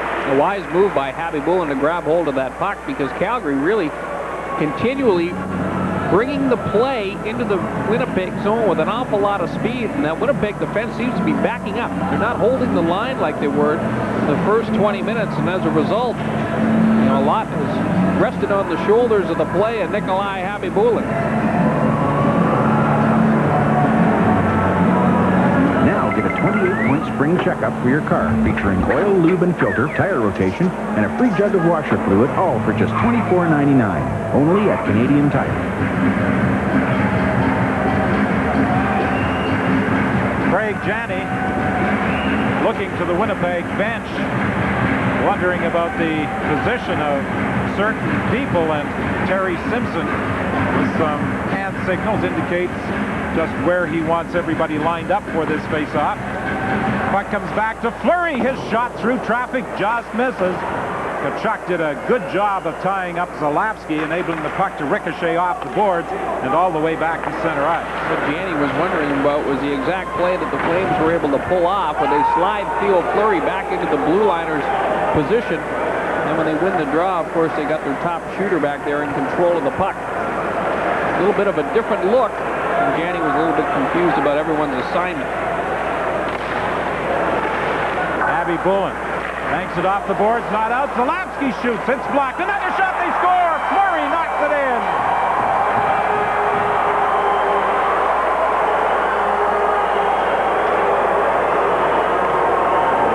So we are tied at 2 as Theo Fleury Sullivan again is going to play a factor in this. Watch the dump-in attempt for Mike Sullivan. He gains the red line. This time the Jets are standing up. The turnover by Javi Bulin. He fires it up the glass. Goes right through the legs of Tkachuk. And this time Zalapsky makes a nice play. You get the feeling that the Flames are trying to shoot for that upper corner on Javi Bulin. He's a butterfly-style goaltender. Here's Fleury driving to the net. He's with Numanen. I don't know if he ever actually got his stick on that puck or not. Second one-handed goal we have seen so far in this hockey game. Terrific effort by Fleury as he wins the battle with the much bigger Teppo Numanen. It's Lemieux centering it, and it was deflected away from James Patrick, who had raced in from the point. Shane Doan and Lemieux continue to battle in the corner. The rookie kicks it free to another second-year man, actually, Tverdovsky. And now Fraser fires it in. Tabaracci well out of his net to play it ahead to Stern. Stern fires it to the corner. Racing in after it is Lemieux. King takes him in against the boards. Behind the net, it's Stern. Stern trying to move into position. Now back to the line. Patrick gets set. There's the shot saved by Javi Bulin. Murray couldn't get a good shot away as he pounced on the rebound. Puck back of the Winnipeg net, picked up now by Tverdovsky. He moves it ahead to Doan. Doan gets to center, plays it in off Yanni. McCarthy goes back after it as the Jets make a complete change. 4:42 remaining in the second period, a 2-2 hockey game. Eastwood was tied up. McCarthy behind his back has it intercepted by Korolev. He fires it right back in. Zalapsky draws the lone assist on the tying goal by Theron Fleury, his 44th of the year. Shannon keeps it in. Shannon at the side of the net. Centering attempt by Korolev. He's knocked down. Back to the line. Manson lets a shot go. Redirected loose in front of the net with a sprawling Tabaracci out of position, and the Jets couldn't get a stick on him. 4:09 remaining in the second. This game is tied at 2. For years, Cadillac has promoted an image of itself as a company you could trust. A company that refers to itself as the highest standard in luxury cars. Time after time, they've shown you their breakthroughs in engineering, design, and performance. But now, there's a side they don't want you to see. The bill.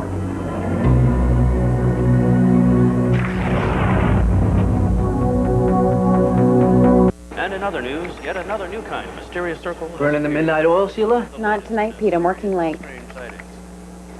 Mysterious circles. Chocolate, peanut butter, swirls. What? Sheila, it's Rory. Rory?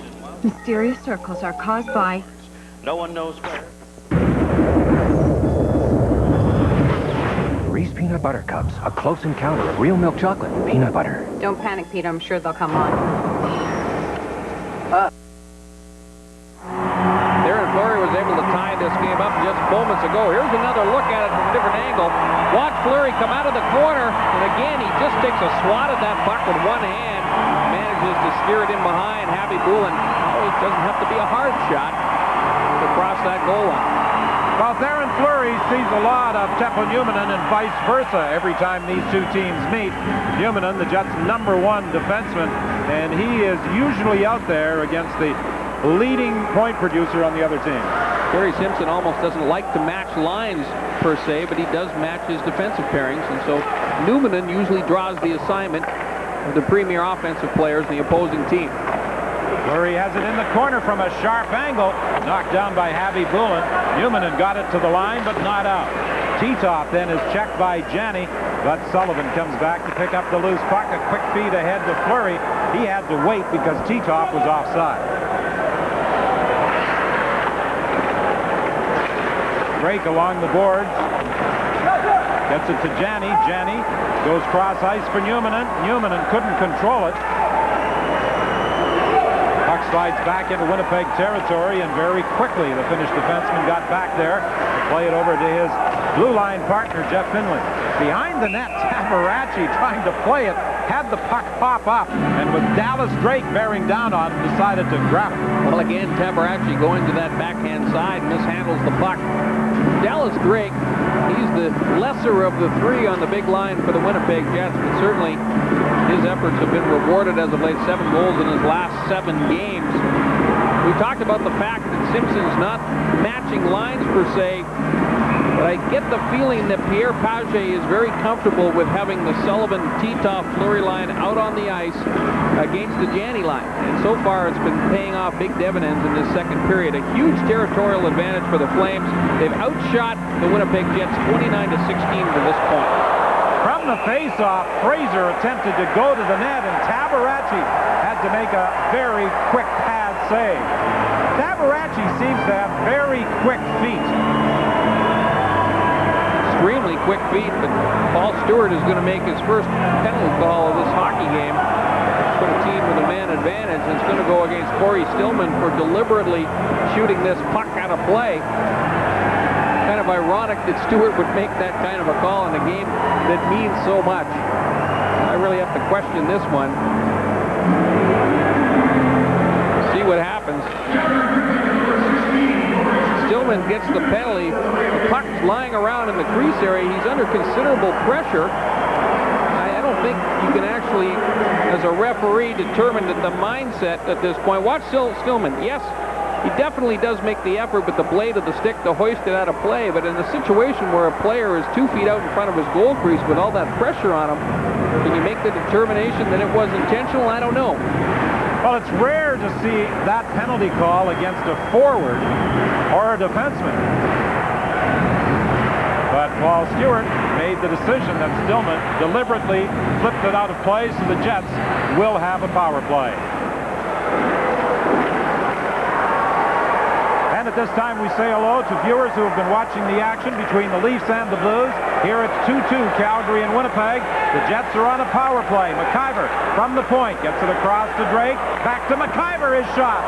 In front of the net, Tkachuk couldn't find it. And the Flames are able to clear it down the ice. I'm Don Whitman along with Brian Hayward and Scott Oak. A capacity crowd at the Winnipeg Arena watching the action tonight. Darren Fleury and German Titoff have scored for Calgary. For Winnipeg, Ed Olczyk and Ian Fraser, the marksman.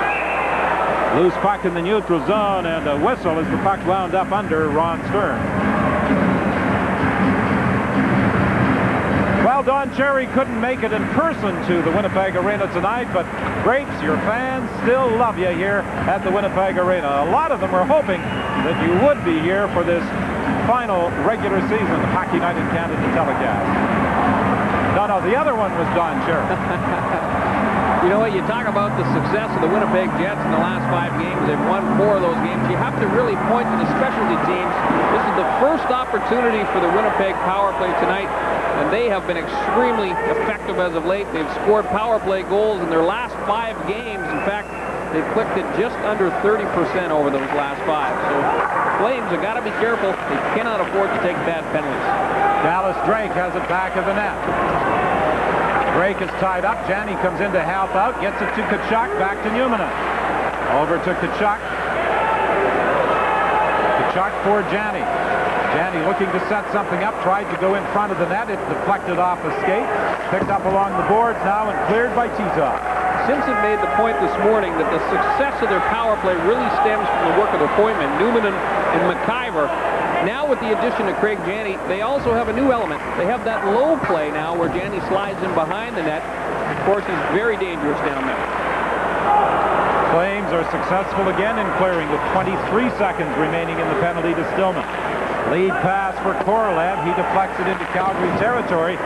But Yanni will fire at the length of the ice, and there are only 13 seconds remaining. Time for perhaps one more rush by the Winnipeg Jets before Stillman returns to the ice. Here's Manson with a long shoot-in. That goes wide, picked up by Korolev. He tried to feed the point. It's intercepted. And here goes Dean Emerson. Stillman out of the box. Drop pass to Sullivan. Saved by Javi Bullen, and the puck fired out to center ice. 1 minute remaining in the second period. Fired in by the Flames, and as Manson touches it, this is icing against Calgary. 54.8 seconds remaining, and the Winnipeg Jets, at the end of that power play, almost got caught. They certainly did. Stepping out of the box, the Flames get a real good opportunity, but you know, it's interesting in the way that Calgary defends against the power play. Unlike a lot of teams in the NHL, there's not a lot of pressure up ice. They kind of retreat, they make their stand at their own blue line, and especially against the Winnipeg Jets, a team that likes to handle the puck and have full control as they enter the offensive zone. Guy Lapointe wanted his penalty killers to force them to shoot it in. It worked very effectively for them. Now Mike Sullivan drew an assist on the first goal of the hockey game. Didn't pick up a point on the second, but it was his shoot-in that indirectly led to the tying goal by Theron Fleury.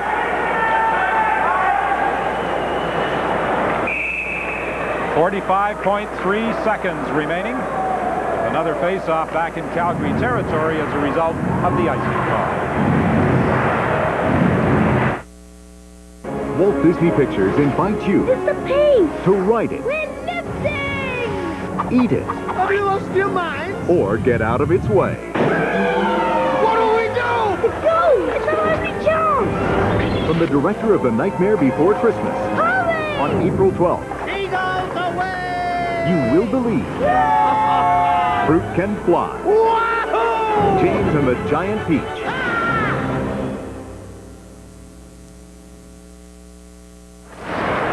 Play just underway. Finley plays it back to Teppo Numminen. Numminen dodges one check, gets it to Janney. Janney for Dallas Drake, but both he and Tkachuk were offside. Dallas Drake has continued to play very strongly. You mentioned before the game, we were talking about Dallas Drake, and you said the guy is fearless. He's not the biggest guy in the world, but he throws his body around. Of course, certainly know that Dallas Drake is going to be driving to the net whenever Craig Janney has a hold of that puck. It's been a nice pickup. In fact, when you look back on the deal that brought Dallas Drake to the Winnipeg Jets, of course, that was the Tim Cheveldae deal for about Bob Essenza. He's really the only guy who's playing regularly in the NHL right now. And when he was traded to the Winnipeg Jets, Scotty Bowman told me he thought Dallas Drake could be a consistent 20 to 25 goal scorer. Well, this year he has equaled his career high with 18 goals. Never questioned the intensity, Dallas Drake. He's one of those heart and soul type of guys that you just love to have on your team. Certainly coaches do. And he plays at times as though someone else's body is in that number 11 uniform. He thinks he's built like Keith Tkachuk. A season to remember, and the Winnipeg hockey fans hope it will continue for a while yet, beyond the final regular season game a week from, or next Friday, I should say, here at the arena against Los Angeles. The Jets will wind up the season on Sunday in Anaheim. And might that game be for the final playoff position in the Western Conference? Things are just changing so quickly. There's so many different combinations and permutations about what could happen. Every day, everybody starts second-guessing and reading into last night's performance. At center ice, McIver and Fleury were having an exchange of words just as the horn sounded to end the second period, with the Calgary Flames outscoring the Winnipeg Jets by a 2-1 margin in the second to even this game at 2 goals apiece. Well, when you think about this hockey game, other than 2 glaring errors by the Calgary Flames, it's really been a game that they have controlled from the outset. They've out-hit the Winnipeg Jets. They've been very effective whenever they've been able to get that puck down low in Winnipeg territory. I think what Pierre Pagé is having a discussion with Paul Stewart right now is how can you make a call like that when you've been letting so much go in a hockey game? That's a pretty cheesy call to call a player flipping that puck out of the zone. Stewart, of course, is providing his explanation. And I got to agree with Pierre Pagé on this. It's the only individual penalty called so far, and it almost cost the Calgary Flames. Well, the Flames and the Jets are tied at 2 after 40 minutes. Let's join Scott Oak. All right, Don, I'm with the Flames' Jocelyn Lemieux. Jocelyn, your team came out hitting in the second period, kind of changed the tempo of the game.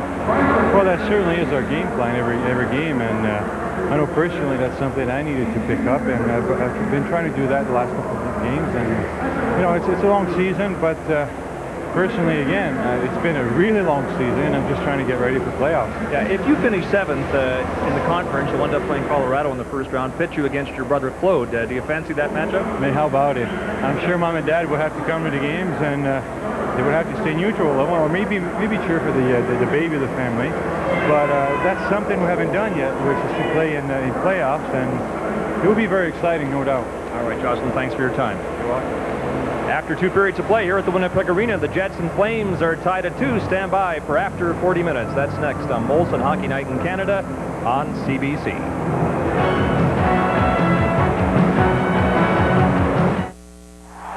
Be part of the playoff madness.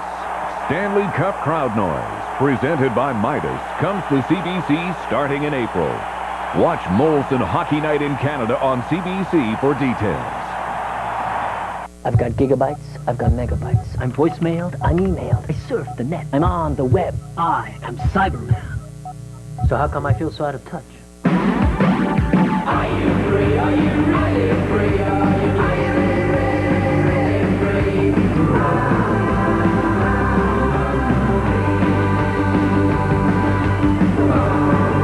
On the road of life, there are passengers and there are drivers.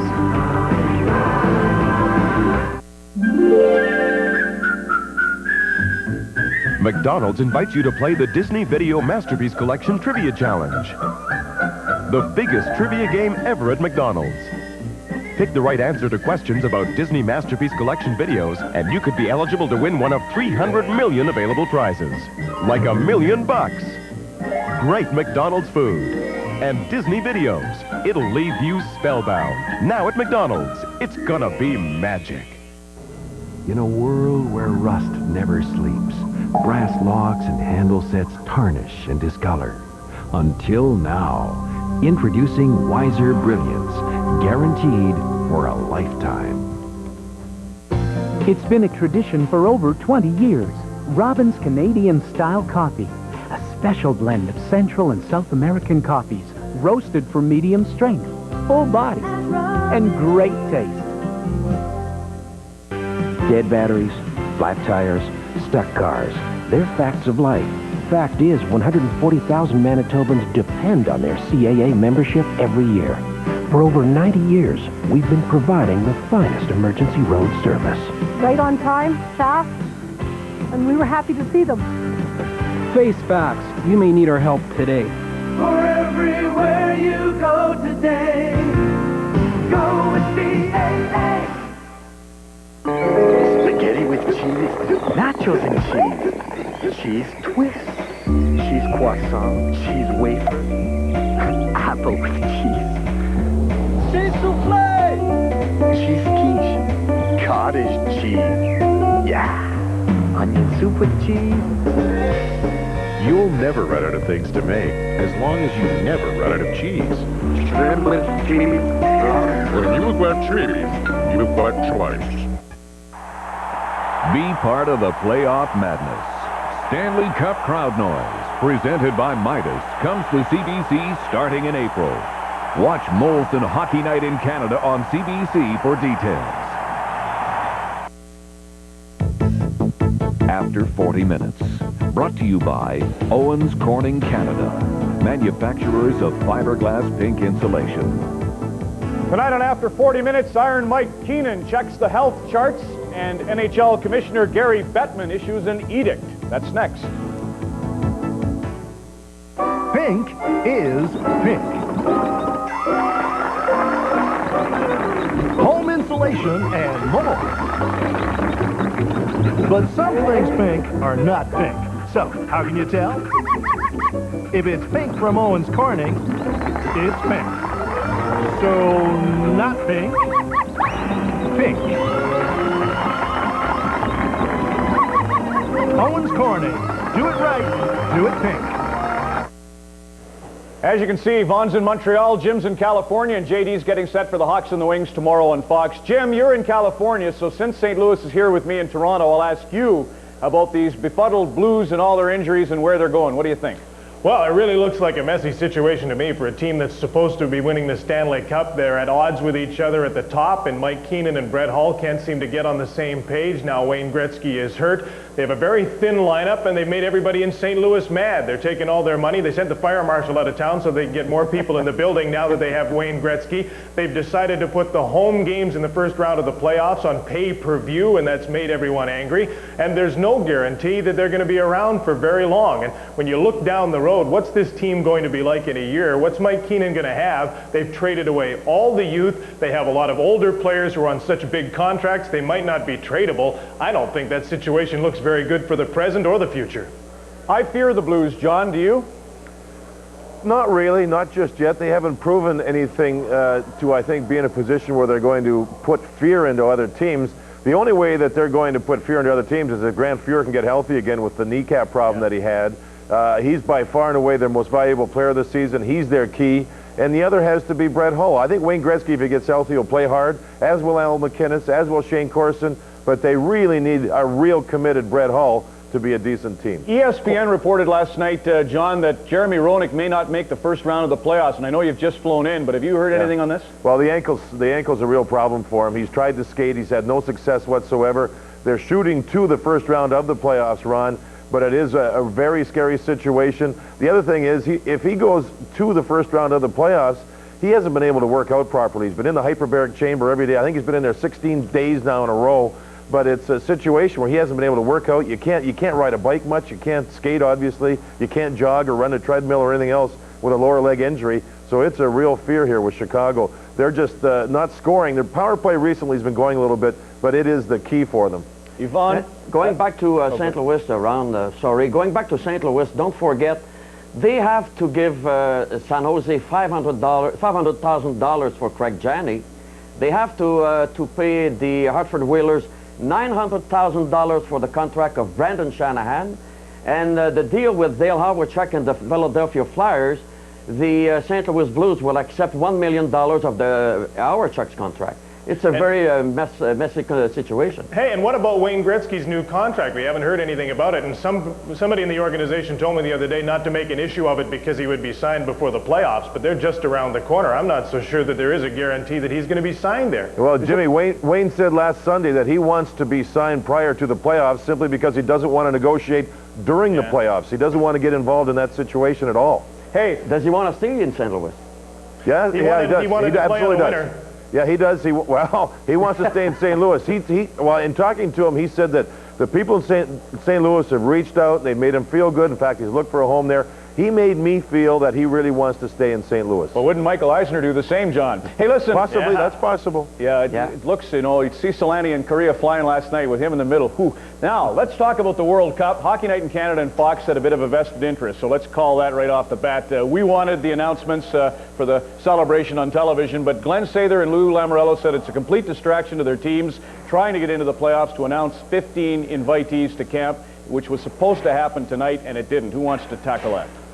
Well, I really think they did want to delay things for a while, and they still do. I don't think they want any part of an announcement even in the middle of April, because they want to be able to watch the playoffs, see who the best players are going to be, and then make announcements later. This is for promotional purposes, and I think everybody understands that, but from the practical purposes of trying to name a team, you don't want to have to name all of your guys, even 15 of them this early. Well, I think you can name some of them, though, obviously, to try and help promote the thing in both countries and perhaps around the world, Jimmy. Hey, I know JD. that with both Lou and Slats, I think they've had the deadline extended to, I believe, the 14th of April. And by the way, the Russians, as we talked about last week, they had not announced that Larionov and Fetisov were on the team, the two fine Red Wing players. They've been added. They got all kinds of problems going. They don't know where the money's going to go to in Europe. The word mafia keeps jumping up all the time. And by the way, they've been added, which is good news. JD, let me ask you this question and throw it out to the other guys. Here's part of the dilemma of trying to name a roster early. Would you put Wayne Gretzky on it right now? That's a great question. Did you even have to hesitate before you answer that question? If you do, then it's something that needs considerable thought, maybe through the playoffs. Is Canada going to have an old team, a young team? Who's going to be on it? The old guard, or there's going to be some fresh new faces? Jimmy, I'm of the opinion that you should try and balance a team out for the simple reason that the World Cup is going to create a great deal of interest, and rightly so, but it's also a prelude to the Olympics of '98. And I think that you need some balance of young players there to be ready to know what that tournament's all about regarding the Olympics coming up in '98. We always seem to think it's a lock that Canada is going to be great in these tournaments, but have a look at the standings right now and you'll find that over half the teams in the league are led in scoring by a non-Canadian. Almost half the top 25 scorers are from other countries than Canada. We got to put some real serious thought to it here. And that's all the hype we need, Jim, on that score. Why do it now? Let's wait. Yvonne, I know you're trying to get in there. Go ahead. Yeah. Well, if you look at the Canada players, and I think Glenn Sater knows exactly who are the 15 best players he's going to use in the Canada in the World Cup. And that's one thing I can't understand why they didn't announce it today. But if you look at center, talking about Wayne Gretzky, and I agree with John Davidson, I mean, this is a prelude for the Olympic in 1998. So is Wayne Gretzky be able to play, will Wayne Gretzky be able to play 1998 at the Olympics?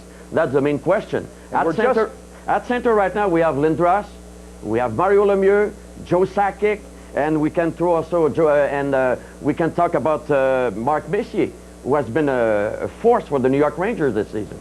Hey, John, we're just plumb out of time, but you heard about a league directive. Tell us about that, and we'll call it a day. I think it's a good call. League directive went out to all the club teams saying that here we are with just over a week remaining in the season. Make sure that every team competes in every game with the proper lineups and players getting the proper amount of ice time to make sure everyone has an equal chance for points that are so important in the standings right now. In other words, don't bag any games to help another club or your own. And I think it's a great idea, and the league did it in advance, which is a good call.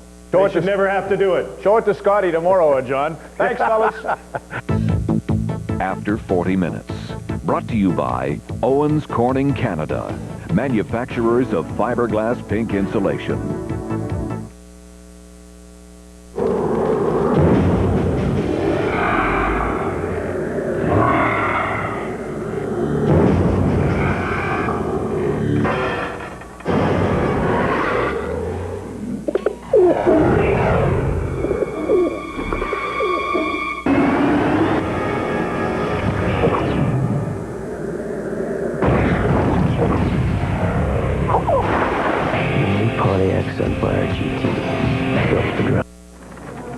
No cheese? They gotta have cheese. Cheese sandwich, cheese omelet, cheese tacos. Cheese ball, yeah. Ham and cheese, wine and cheese, yeah. Cheese fondue, cheese soup, cheesecake. Hey, cheese slides. Whoa. You'll never run out of things to make as long as you never run out of cheese. Cheese burrito, cheese pretzel. When you've got cheese, you've got choice.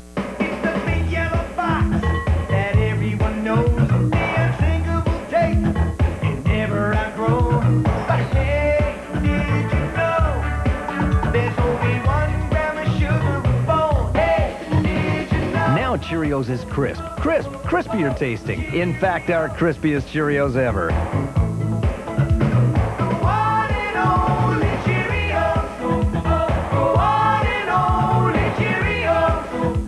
It bothers me when people pay more than they should for thin and light lenses. At LensCrafters, we have these featherweights lenses. They're thin and light, they're less expensive, and they're really tough. Now watch this. It can even stand up to a direct hit like this. Take a look at that. No lens is shatterproof. Wow. These are 10 times more shatter resistant than other thin lenses. Only LensCrafters has featherweights, and we can make them in about an hour. Giving our customers a thin, light lens at a better price makes me feel good about what I do. LensCrafters, helping people see better 1 hour at a time. For you, there will always be a better way. For you, there's always room for improvement. You don't just wait for the future to arrive. You meet it head on. You know there are other solutions. But for you, there's only one. Roundup. Get ready, here come prisons for profit. Profit isn't a dirty word. The new ideas. We try to innovate wherever we can. And the controversy. When jails go private, Sunday night on Venture, right after Sunday Report. Catch the excitement of the 96 Jays on Speedy Blue Jays Baseball on CBC. Tuesday, it's the 20th home opener as the Jays take on the Angels at Skydome. Action begins at 1 Eastern on CBC Sports.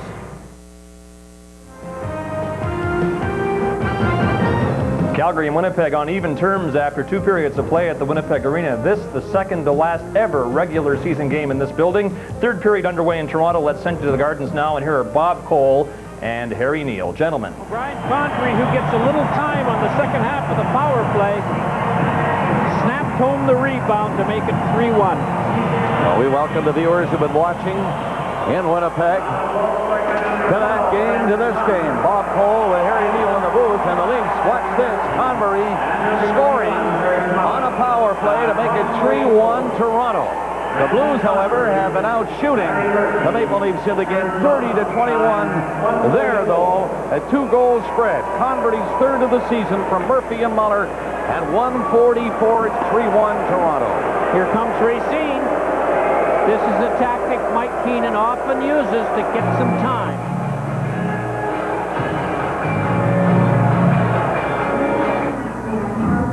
Richard Burke is the new owner of the Winnipeg Jets. He'll take this team to Phoenix at the end of the regular season, or perhaps the playoffs. Mr. Burke, I know that you've been on the record in the past as saying you feel badly for Winnipeg fans. Very much. I'm from Minnesota, and we went through a similar sort of thing with the North Stars, so it's know what they're going through. Can you tell us, for our purposes, if you're committed to taking the hockey department of the Jets to Phoenix with you, the general manager, head coach, and the rest of the staff? We've talked to each of the people involved. The general manager, John Paddock, is going, and as far as coaching and on-ice staff, that's a decision that he'll make at the end of the season, but no discussion's been had now. So make or miss the playoffs, doesn't matter, John Paddock is still going? Yes. Let me ask you about the announcement you're making in Phoenix on Monday, at which you'll unveil the team's name, uniform colors, etc. Can you give us any kind of hint as to what the name is? It's not the Jets. But it is the Coyotes. It's not the Jets. Coyotes is the most popular rumor. That's why I put you on the spot. I've heard that. Yeah. Colors? Yes, there will be. There will be colors. Yes. All right. You're just a wealth of information. Yes, I am. If I did anything more than that, our operating officer would kill me. Mr. Burke, thanks for your time. Thank you very much. Well, Scott, you were persistent, but not many answers in your role as an investigative journalist. But the strong rumor is that the team will be called the Coyotes. Right now, the Jets are simply concerned about perhaps hanging on to 8th spot or advancing past teams like the Flames, the Canucks, and maybe even the Maple Leafs and the Blues into a playoff position in the Western Conference. Into the corner goes Finley. The Flames have outshot the Jets 31-19, and the busiest shooter has been Theron Fleury. He's fired 7 at Nikolai Habibulin and has scored a goal. Fleury has the puck now. He has established a Calgary team record for shots this year. His 342 shots, ranked number 3 in the league, and that breaks the record that was established in Calgary by Al McInnes. Winnipeg had the lone goal of the opening period. Rather strange goal as Ian Fraser intercepted a clearing attempt by Rick Tabaracci to put it in. Titov came back 40 seconds into the second period on a shot from the blue line by Sullivan that goaltender Nikolai Habibulin couldn't handle. Then Olchek put the Jets ahead. Fleury tied it at 14-14. That's the way we stand. Scott talked with Randy Carlyle moments ago. Well, obviously, you know, they've had this in our own zone a little too much tonight, especially in our barn, and what we're going to have to do is we're going to have to come back and break out as 5-man units, and I think right now we've got to thank Nikolai Habibulin for the score. And this is a game you guys got going here. It'd be fitting if one in the stretch drive. Well, it'd be nice, you know, we'd rally for 20 minutes here and think this one out. Like Brett Yanni got clipped on the last shift for the Calgary Flames. He's not too happy about it right now. And again, a chance to see it right here. It's like Mike Eastwood standing over top of Yanni, so he would be the prime suspect. No call on the play again by Paul Stewart, who's had a pretty quiet evening. You know, the Jets have outscored the Flames 6-0 over the course of the first 3 meetings between these two teams. I'm talking about in the third periods of those games. So that doesn't mean much right now, but perhaps will make them feel a little bit better. The fact that they have been outplayed in this contest, they have enjoyed a marked advantage over Calgary in the third period so far. Well, the Winnipeg Jets have won all 3 previous meetings in Calgary on the 10th of February by a score of 3-2. And last Sunday in Calgary by a 4-1 margin on December the 3rd here at the Winnipeg Arena. The Jets won by a score of 5-2. Ronnie Stern upended by Manson, and then Manson takes a hit from Jocelyn Lemieux as the puck goes to the corner. Jocelyn Lemieux trying to control a bouncing puck, knocked away from him by Eastwood. Eastwood chops it along the board. Stillman keeps it in. Stillman with a shot from a sharp angle. Abby Boulin kicked that one up, and it's cleared back into Calgary territory as both teams make a change. Another strong shift for Lemieux and Ronnie Stern. They get in there and they get their bumps. In his own zone, Zalapski working against King, trying to move it along the boards. Then Doan knocks him down. Doan trying to work out front. Here's the shot by Fraser as he pounced on the loose puck, and Tabaracci reacted quickly. King gets it again, back to the line. Tverdovsky winds up, his shot goes wide. Fraser off the end boards at the side of the net to Doan, and Tabaracci got a piece of that one. Now a lead pass for Stillman, forced to put on the brakes as King was coming back strongly for Winnipeg. Flames were extremely vulnerable there because Steve Chason had actually lost his stick. He kept to defend that way. Now the Jets make a change as Huscroft chases it down in his own zone. We're approaching the 3-minute mark of the 3rd period. The game is tied at 2. Paul Cruz takes a shot that deflects off Norm McIver, and the Jets start back, led by Dallas Drake. Drake was looking for that lead pass to Tkachuk, but Tkachuk, the leading goal scorer for the Jets with 48, was covered. Clearing attempt cut off by Drake. Now it's knocked out to center ice. Norm McIver is back there to pick it up for Winnipeg. Tkachuk couldn't handle it. Janney does pick it up. Janney was looking for Tkachuk, but it's intercepted by Albaline. Cruz moves it ahead for Kennedy. Back to Cruz. Lee Boulin comes out of the net to poke it away from him. That was a dangerous one for Winnipeg. You know, Happy Boulin just normally stands about 3-4 feet out in front of that goal crease when the opponents are entering the zone. And that time it paid off big for him. That's what allowed him really to get out there in time to get a stick on that puck and poke it away. Trent Yanni takes it behind his own net. Shannon is in forechecking. Eastwood is in there as well. Long lead pass misses the mark. It'll go all the way down the ice, and this will be an icing call against the Flames. 15:56 remaining in the 3rd period. The teams are tied at 2. Oh, what a shame. Okay, here we go. Why, thank you. Molson Ultra, a smooth, strong, dry beer that goes great with watching an opponent take his best shot. Oh, I'm sorry. Must have been someone I ate. Okay. Count the Papa Dragon. What? I was stretching. Molson Ultra, 6.2% dry. Wickedly smooth beer. At first glance, this battery looks like most other batteries, except for one important feature. Only a UAP Napa battery meets the top quality standards of UAP Napa. UAP Napa, the right brand for the job. At first glance, this set of brakes looks like most other brakes, except for one important feature.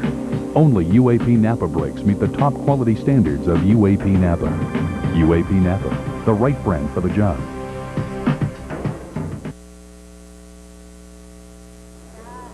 Hi, everybody. This is Scott Russell at the Great Western Forum in Los Angeles. Know you've got a great game going on in Winnipeg. We'll get you back to that in just a second. Just to let you know, we've got an important game coming up here in Los Angeles. The Vancouver Canucks, who are currently in 7th spot in the Western Conference, need a win against the Kings tonight. The Canucks have won only 3 of their last 13 games, have only 3 left, and they have to beat LA to retain a playoff spot. Right now, let's go back to Winnipeg and join Don Whitman and Brian Hayward. Guys? Thanks, Scott, and that Vancouver-LA game will be coming up immediately following this game here at the Winnipeg Arena. A 2-game road swing into Southern California for the Canucks. They play in Anaheim on Monday night. You know, you try and crunch the numbers, and all along, Ron Wilson, the coach of the Anaheim Mighty Ducks, has kind of been looking at the Vancouver Canucks as perhaps a team that his club could catch more so than the Winnipeg Jets, just sensing the fact that the Canucks have been struggling as of late, and Winnipeg has been on a real roll. The Canucks, you know, they are not masters of their own destiny, so to speak, because they only got 3 games remaining on the schedule. Manson has got to play physical in order to be effective. First, he throws Ronnie Stern down to the ice, and then he sends a little message to Jocelyn Lemieux as well. He's got a bit of a mean streak in him, Dave Manson, and that's what always gives him a little bit more room to operate out on the ice. He's the most penalized member of the Winnipeg Jets, 189 penalty minutes. Tverdovsky shoots, glove saved by Tabaracci. He went up high to grab it with traffic in front of the net. It was a fine save by Tabaracci. You got to admire the work of Ian Fraser in this hockey game. It was Fraser who actually was driving hard to the goal. He got a good piece of Tabaracci just as he was able to make the glove save. Tverdovsky is yet to score a goal in a Winnipeg uniform. Here's the perspective of Tabaracci again, well out in front of the goal crease. You see Ian Fraser give him just a little bit of a tap as he skates by. Well, Brian, you can certainly relate to the difficulty of concentrating on the flight of that puck while you've got someone the size of an Ian Fraser skating right through the crease. The goaltenders have to fight that tendency to back up towards the goal line. That's the whole purpose of those forwards approaching the net in such an aggressive manner. Evanson. Fired in wide by McCarthy. Back to the line. Chase on with a shot. In front of the net, Lemieux turned around and tried to flip it, and Habby Bullen got a piece of it. An incredible athletic move by Habby Bullen keeps this score not at a 2. Here's Tverdovsky for Korolev. What a save by Tabaracci. At both ends, tremendous goaltending by first Habby Bullen and then Tabaracci, and now the Winnipeg net has taken off its supports. Bang-bang plays at both ends of the ice. Players sprawled out around Nikolai Habby Bullen. Rick Tabaracci responded to the challenge that was made initially by Habby Bullen. Here's that save on Jocelyn Lemieux. Habby Bullen appears to be down and out of the play, but he just dives across, manages to get a piece of that puck with his blocker. The Jets get things going into the transition game. Oleg Tverdovsky, a nice little pass across right here, and it's that exploding right leg of Tabaracci. Just a brilliant save again. Olchuk driving to the net, and there's the shot coming in. Toe save by Tabaracci. Korolev took the nice feed from Tverdovsky, but Tabaracci was equal to the task, and it remains tied at 2 with 14:43 left in the third. You know, and then the end of that whole sequence, Sheldon Kennedy driving towards Nikolai Habby Bullen gets pulled down, but again, no calls from Paul Stewart. So the only penalty that Stewart's called in this game has been one for intentionally flipping the puck out of the zone. Amazing. Terry Simpson doing a little line juggling. He now has Dallas Drake out with Shannon and Eastwood. Jamie Huscroft pinching in from the point, lost his stick. He goes to the bench, and he'll get another one in time. Stillman tried to feed it into the slot area, knocked down there by Nylander. A loose puck picked up by the Jets, and they are able to clear. Drake is checked at the line. Calgary trying to turn it the other way. A pass intercepted by Manson. Long shot. Tabaracci at the side of the net covers up with Dallas Drake cruising in on him. Very tough physical hockey game, and there is not a lot of skating room out there right now. And again, with the referee not making a lot of calls, and the defensive players can take a few more liberties as they try and control the offensive players entering the zone. So it makes for tough sledding. Well, these are the games remaining on the Jets schedule. They play 2 games on the road, Monday and Wednesday in St. Louis and Detroit. They're back here on Friday for their final home game against Los Angeles. Then they're in Anaheim on Sunday. And the Flames are in Edmonton Monday night. They're at home to Dallas on Tuesday, and they wind up on the road on Friday nights in San Jose and Saturday night in Vancouver. Might that game be for a playoff spot? Shot from the point, redirected to the corner, and that Saturday night game, Vancouver and Calgary, will be seen on Hockey Night in Canada. You see, with the Flames only having 1 home game remaining, a little bit extra pressure on that hockey club. I think that's part of the reason why Pierre Pagé was walking around with a pretty stern expression on his face most of the day today. Well, his team got off to such a horrible start this year, and it really wasn't until the 26th of November that they began to turn things around.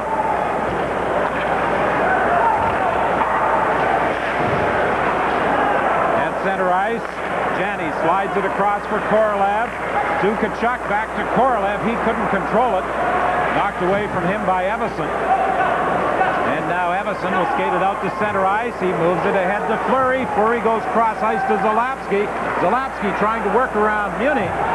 Zalapsky still has it as he goes to the corner. It's left there for Titov. Titov has a goal tonight for Calgary. So is Fleury. Numbers 28 for Titov and for Theoren Fleury, his 44th. For the Jets, the marksmen have been Ian Fraser and Ed Olczyk at the side of the net. With Titov cruising in on him, Nikolai Habibulin covers up for a face-off with 12:35 left in the third.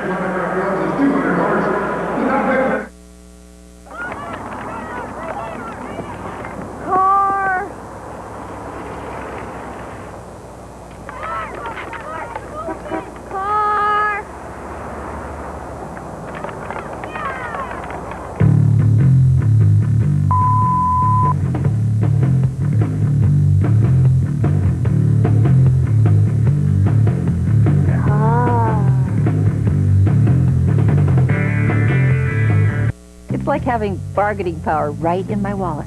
My store's always had low prices, and I always have Canadian Tire money to make them even lower. With this, I don't hunt for bargains. I make them myself. 20? 50. $75 off? It really adds up.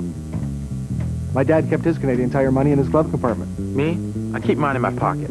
Everyday low prices. That's good. Everyday low prices plus Canadian Tire money. That's better. Canadian Tire. Everyday low prices made better. You are watching Doubleheader Saturday on Molson Hockey Night in Canada on CBC.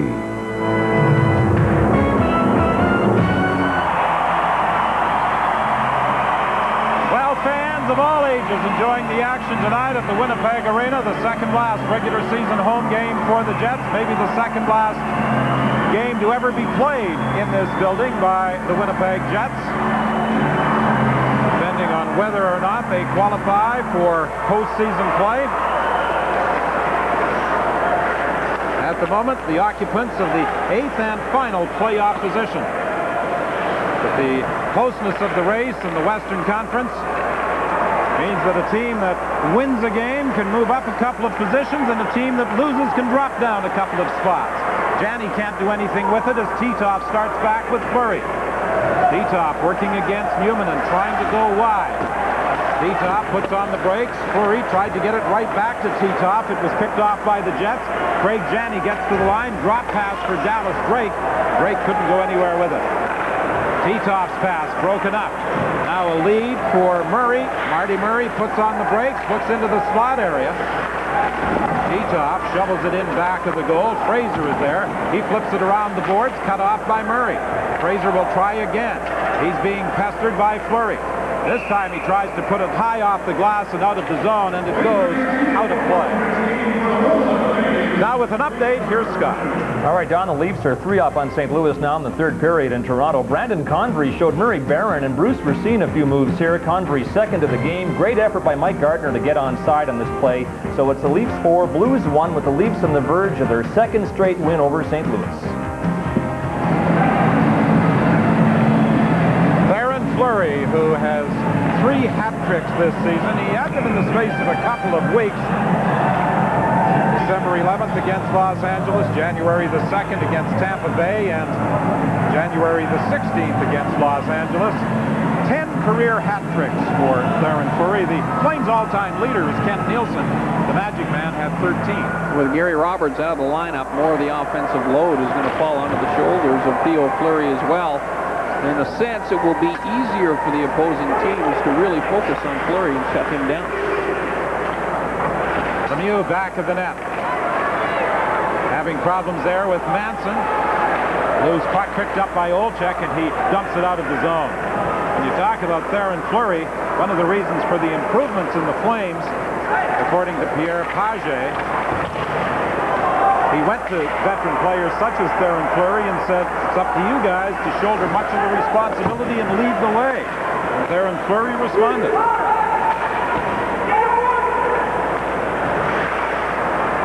We're approaching the midpoint of the third period. And as it's dumped over the boards and out of play, we get a stoppage. 10:49 is the time left.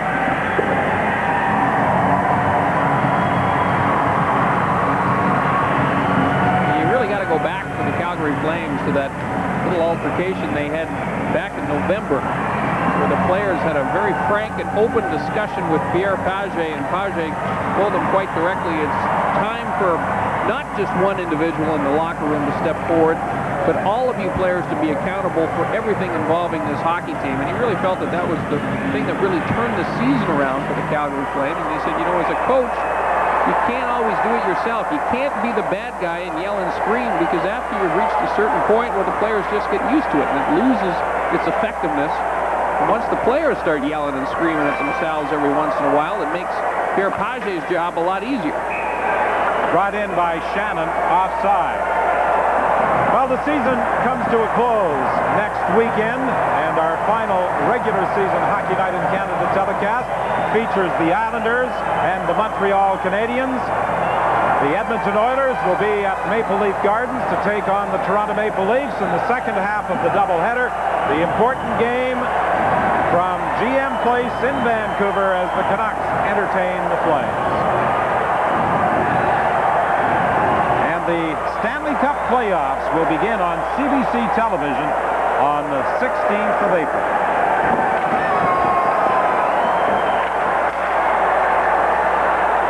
Pairings undecided thus far, both east and west.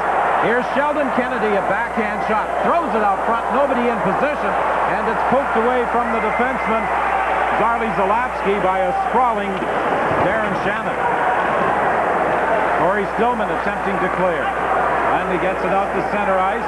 Here's Sullivan for Zalapski, as Zalapski went in deep, and it was fed just a little too far, and a stop by Habby Bullen. Now it's Jason on the move. He turns and fires a shot. Big rebound for Fleury, and it's held by Habby Bullen. 9:40 remaining in the third. 2-2 is the score. The more I see you, the more I want you, the more I shop you. As years go by, you know the only one for me could only be you. The more I need you, hey, every day. 15,557 watching the action, and they have seen Nikolai Habby Bullen come up with 38 saves in tonight's hockey game. And here's a shot fired high off the glass by Paul Cruz. Good effort by Cruz to keep the puck onside. Fleury out front. Huge save off Dean Evison. Evison was uncovered. Habby Bullen came out to take it away from him, and finally Newmanen relieves the pressure. Remarkable how in control Habby Bullen looks in that goal crease. It was a bang-bang play, but he moved so well around that net. He was there in plenty of time to make the stop on Everson. Fleury's shot goes off the leg as the fans begin the chant of Habby, Habby, Habby. He has really become a fan favorite here in Winnipeg. Delayed penalty call against Calgary. Here's Tkachuk sliding in across for Manson. Manson fires and wheels it in deep. And as it's touched by the Flames, the whistle goes. So the Winnipeg Jets will have a power play with 8:44 remaining in the third period, and the game tied at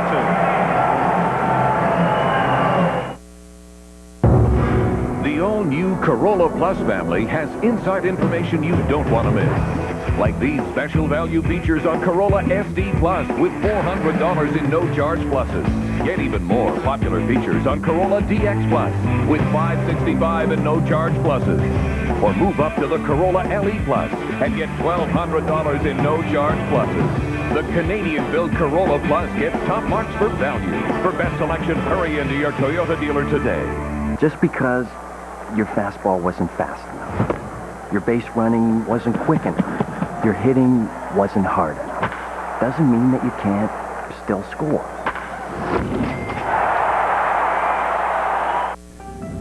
this is one of the few cod fishermen left in Newfoundland. What he brings up in his nets will determine if cod will ever again be fished off these shores. Watch Sentinel Fishery Sunday on Country Canada. There you see Paul Cruz sitting in the box for the next 2 minutes. The boarding call, he's got a bead on Craig Janney, and he kind of throws him in towards the ball, in towards the boards. How about that one? But here's that last Abby Boulin save. Right out to Dean Evison. He's got it right in the wheelhouse, too, as he unloads that shot. But Abby Boulin was there in all kinds of time. That was a brilliant stop. Well, he is the big reason the Winnipeg Jets are in contention for a playoff position. In the last 3 wins against Dallas, Calgary, and Colorado, Abby Boulin has been the game's #1 star. He's a pretty good candidate for this game as well right now. And in those 3 wins, he gave up just 1 goal in each game. The Jet power play gets another opportunity here. Eddie Olczyk out centering. Janney and Kachuk right now. Olczyk's in that position. He's known as a very strong player on the faceoff. Back to the line for Newman, and long shot knocked down at the side of the net. Olczyk was there, and Tabaracci was able to hold on. The penalty clock has not started, and 10 seconds should have been run off the penalty to Paul Cruz. That's when Paul Stewart is heading over to the Calgary bench right now,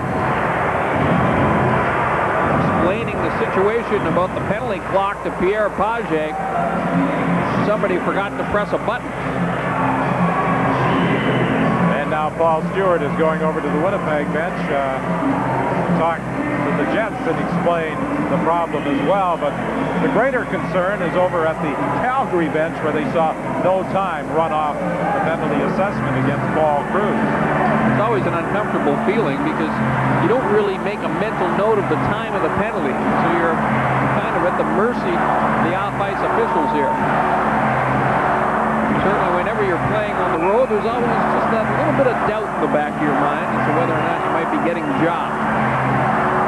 Again, it's Olczyk and Fleury in the face-off circle. Fleury won the last draw. This time comes back to the point to McIver. Newman along the boards having problems with Fleury, and Fleury finally gets it out to center ice, and Dean Evison pushes it the rest of the way.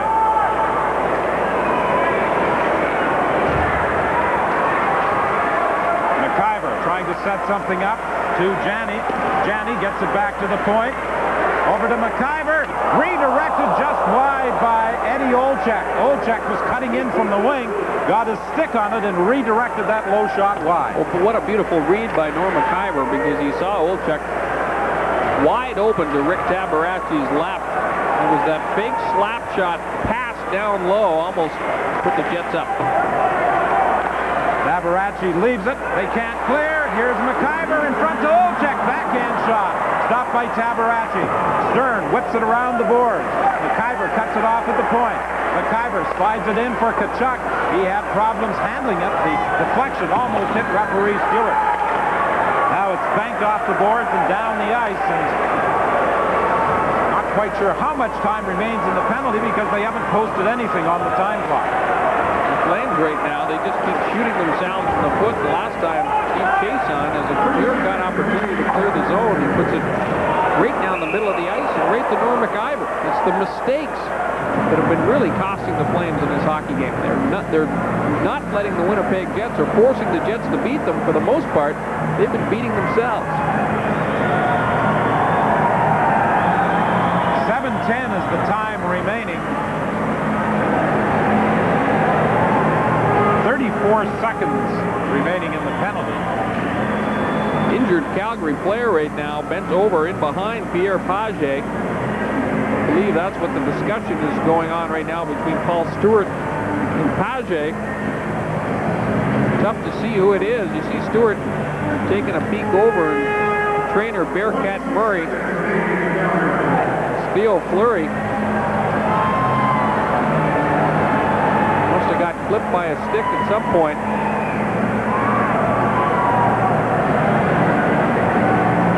Well, Fleury is certainly accustomed to being clipped by sticks and hit by pucks. But his wife unexpectedly took a shot at a home game at the Canadian Airlines Saddledome a few weeks back as Darley Zalapsky fired the puck, and it went up into the stands and hit the forehead of Theron's wife. And Fleury is now going into the Winnipeg dressing room with Bearcat Murray, and he'll be repaired on the Winnipeg side of the ice. A couple of quick stitches and they'll get Theo back into action, and believe me, they miss him on the ice. A very important part of the penalty killing unit for the Calgary Flames. So I guess what you're saying, Whit, is that the Zalapskis will not be invited over for dinner at the Fleury's the next little while. We're speaking to you from the arena in Winnipeg, where the Jets and the Flames are tied at 2, and after this game we'll be heading to Los Angeles, where the Vancouver Canucks have a big game against the Los Angeles Kings. That game, the second half of our Hockey Night in Canada doubleheader.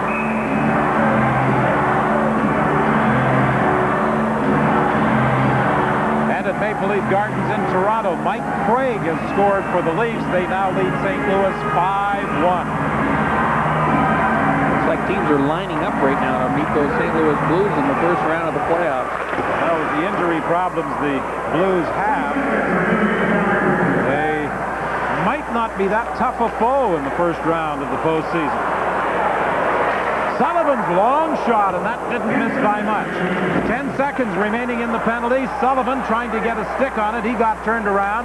The Jets time for one more attack before Calgary returns to full strength. Here's Tkachuk. Tkachuk tried to feed it back to the point. Nobody in position, and it's flipped in as Paul Cruz is back, and the Flames are at full strength with 6:34 remaining in the third period. Titov comes in across the line. He's checked. Gets the puck again. Titov trying to go wide on Craig Muni. He was tied up. Now it's Shannon along the boards trying to kick it free. Shannon is checked there by Kennedy. The loose puck picked up by Eastwood. Eastwood having problems getting away from Titov. Now moves it to Tverdovsky. He's checked. Craig Muni at center ice gets it back to Tverdovsky, and he shovels it down into the Calgary zone. 6:04 remaining in the third in a 2-2 tie. Winnipeg and Calgary. Titov with a long shot. That's blocked before it gets to the net. Dallas Drake along the boards. Couldn't get it out. Lost it again. Here it comes over to Murray. Murray throws it towards the net, and it's held by Nikolai Habibulin with 5:45 left in the third. Now get a 28-point spring checkup for your car, featuring oil, lube, and filter, tire rotation, and a free jug of washer fluid, all for just $24.99. Only at Canadian Tire. One of the things that Pierre Pagé will be encouraging his players to do for the remainder of this game is to get people driving towards Habibulin. They've kind of got away from that. They've gone more to a perimeter type of game for the course of the last 4 or 5 minutes, and especially in the tight checking game with under 6 minutes remaining. You got to have bodies in front of Habibulin. That's where Winnipeg, there's no question, is most vulnerable. Calgary needs to continue to get that puck in deep. I talked about the fact that Habibulin likes to play well out in front of the goal crease when the teams are approaching through the neutral zone. One of the things that does make him do is it makes him vulnerable for any kind of a dump in where you shoot the puck around the boards, because he's got a longer distance to get back to those boards, stop it, and set it up for his defenseman. That might be something that Calgary could exploit. And there's exactly what I'm talking about. You see how far out in front of that goal crease he is. Now, if the Flames were to shoot the puck in while they're in the neutral zone and ring it around the boards, there's no way he'll be able to get out there to help out his defenseman and set it up. He's faced 40 shots thus far tonight. The Jets have directed 27 at Rick Tabaracci at the other end.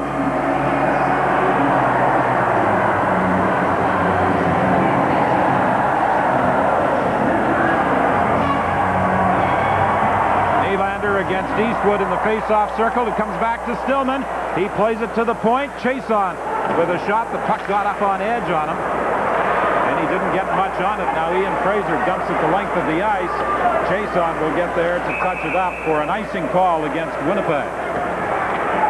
The other constant in a close checking game like that is that usually it's one with good work around the boards, or along the boards rather, And the Flames, I think, overall in this hockey game, have had their defensemen making much better decisions about when to pitch in. Dave Manson has been caught a couple of times. Of course, the puck has not ended up in his net, but overall, it's been a very conservative game by the Calgary defensemen, and I think they've done a good job of picking their spots when to join into the offensive flow.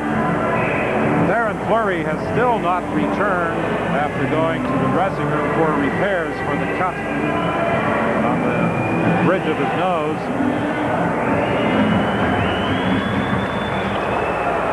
Face-off scrambled. Eastwood now picks up the puck behind his own net.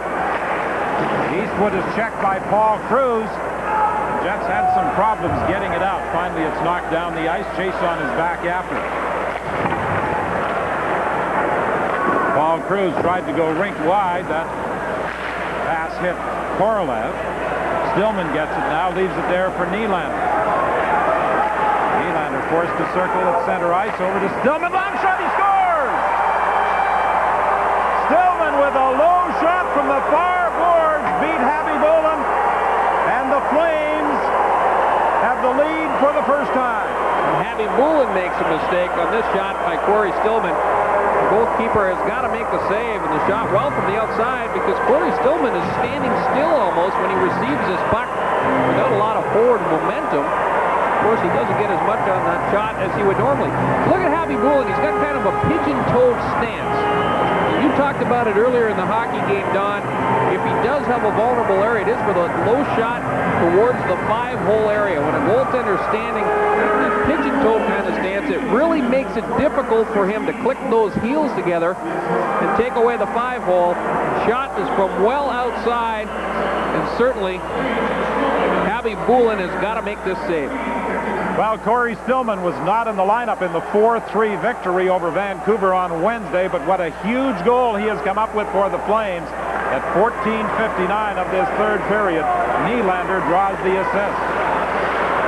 Tkachuk couldn't pick it up. The puck is knocked back out to center. Tkachuk gets it again, but he took the pass offside. Now, of course, those Winnipeg defensemen are going to get the green light. You expect to see them jumping up in the play the whole game long. They've got to make up a goal. Okay, you're in a bar, right? There's a few things you should know. 1, get a good spot. Am I right? You know I'm right. 2, make eye contact with the bartender. 3, be nice to dragons. You know, smooth, strong Molson Ultra is a lot like the air in this bar. Very, very dry. I hope I don't start coughing. Last time that happened, I almost had to call the fire department. Thanks. Molson Ultra, 6.2% dry. Wickedly smooth beer. Introducing the 1 pound dinner party at Red Lobster. It's Seafood Pounders. Incredible 1 pound dinners, like an entire pound of shrimp, served in 3 delicious ways. Crispy fried shrimp, savory garlic shrimp, and new honey Dijon shrimp. Or try a 1 pound combination of lobster, crab, and shrimp. Special prices, too. It's a lot of seafood, piled high by the pound. Hurry in for Seafood Pounders, only at Red. Flames from the opening period have dominated the hockey game in their territorial advantage, firing 41 shots at Nikolai Happy-Bolin, and the last shot by Corey Stillman gives them the lead for the first time in this hockey game. And up to that point in the game, Happy-Bolin had been brilliant, but it was a very savable shot by Corey Stillman. He was almost standing still beyond the top of the circles, almost at the boards, and he just blew it right through the 5-hole of Happy-Bolin, and it has really kind of shocked everyone in this crowd. 4:51, the time remaining.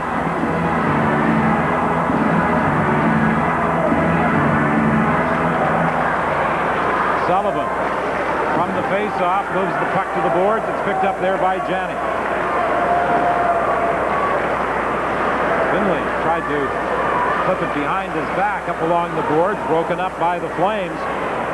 Flames have been very aggressive with their forechecking, forcing the Jets to hurry their plays, trying to come out of their own zone. Page continues to juggle his lines. Got his big bangers out there right now, Ronnie Stern and Mike Sullivan. His defensive forwards out on the ice to protect the 1-goal lead. Calgary trying to get it out. Jets trying to set up a scoring opportunity, trailing for the first time. Banked off the boards and out by Yanni. Tverdovsky goes back after. Stern is quickly on him. Now it's picked up by Olczyk. Olczyk gets in across the line, gets it over to Tverdovsky, to Craig Janney. Janney trying to move in. He's knocked down. The puck loose in front of Tabaracci, and finally he covers up, and now some pushing and shoving as Huscroft wants a part of Keith Tkachuk, and very quickly the linesmen step in. Craig Janney was trying to drive towards the net. He got tangled up in bodies and went down in front of Tabaracci, and with the puck lying in front of the Calgary goal, Tabaracci quickly dove out on top of him. Janney takes a peek over his shoulder, and I think he's checking to see if Paul Stewart is calling a penalty against the Calgary Flames. Stewart has not called many in this contest. Pretty much let the players decide the outcome of this game. But look at the move by Janney. He's cutting into the slot area. He's tripped up with the sliding legs of Tommy Albelin. A fine defensive play by Albelin. And that puck lies somewhere under a bunch of bodies out front of Rick Tabaracci. They've also added an assist on Corey Stillman's 16th of the year, the go-ahead goal to Paul Cruz. Nylander also picked up an assist. 3:49 is the time remaining. The Flames looking for their first win over the Jets this season. The importance of the face-offs late in the hockey game. Page throws his best face-off specialist in Dean Evason over the boards. Evanson's had himself a pretty good night in the circles. Dean Evason again ties up Mike Eastwood. The puck goes to the corner. Titoff along the board, trying to move it out. Kept in by Eastwood. He plays it back to the line. Manson couldn't control it. It was knocked past him by Sheldon Kennedy. Now Dave Manson leads the attack, looking for Eastwood. Eastwood is knocked down at the Calgary blue line. The fans react, thinking there should have been a penalty call. Paul Stewart's arm did not go up. Dallas Drake for Shannon to Eastwood. Eastwood back of the net. He scores!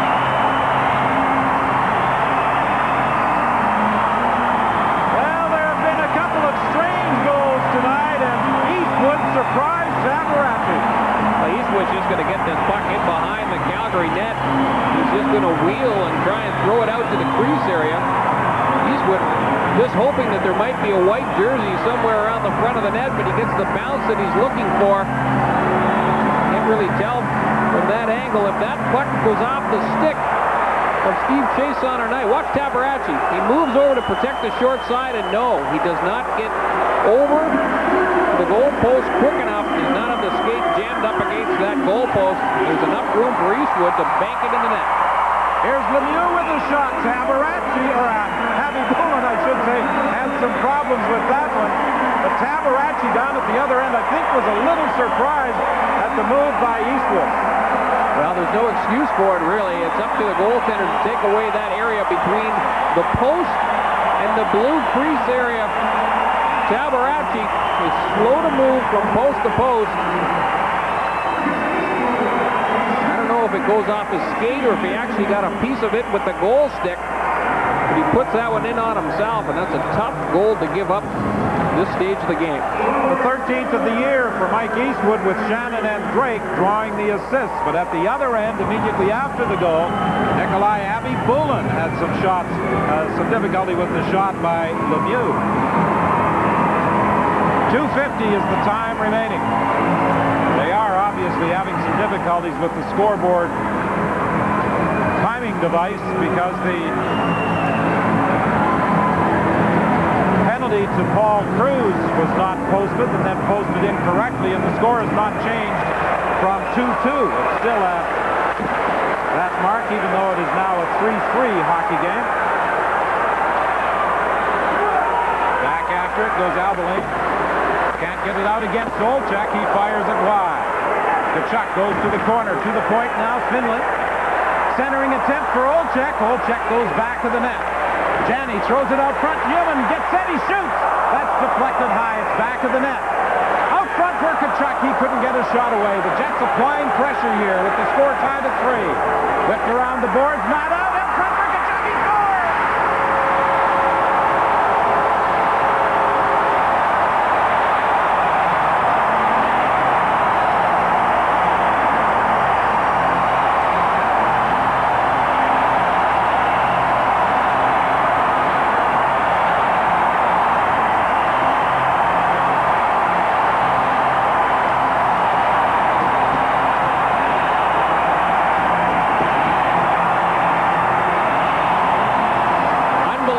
Turn of events, and the Flames again make a critical error in the defensive zone. Jocelyn Lemieux had that puck on his stick.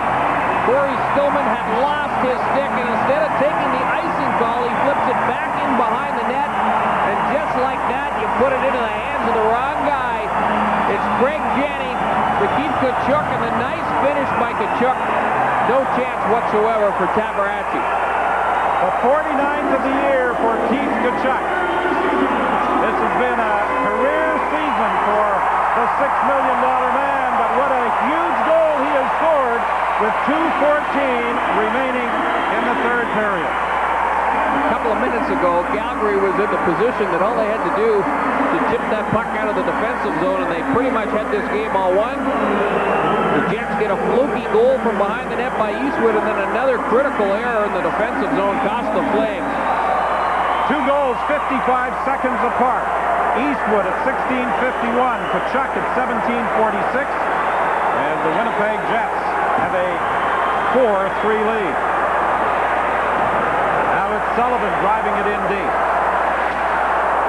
Zalapsky puts it back to the net, picked up there by Sullivan. Sullivan being bothered along the boards. Eastwood chips it ahead to Drake, and Drake simply slips it out of the zone. 1:47 remaining in the third period. Here's Sullivan again.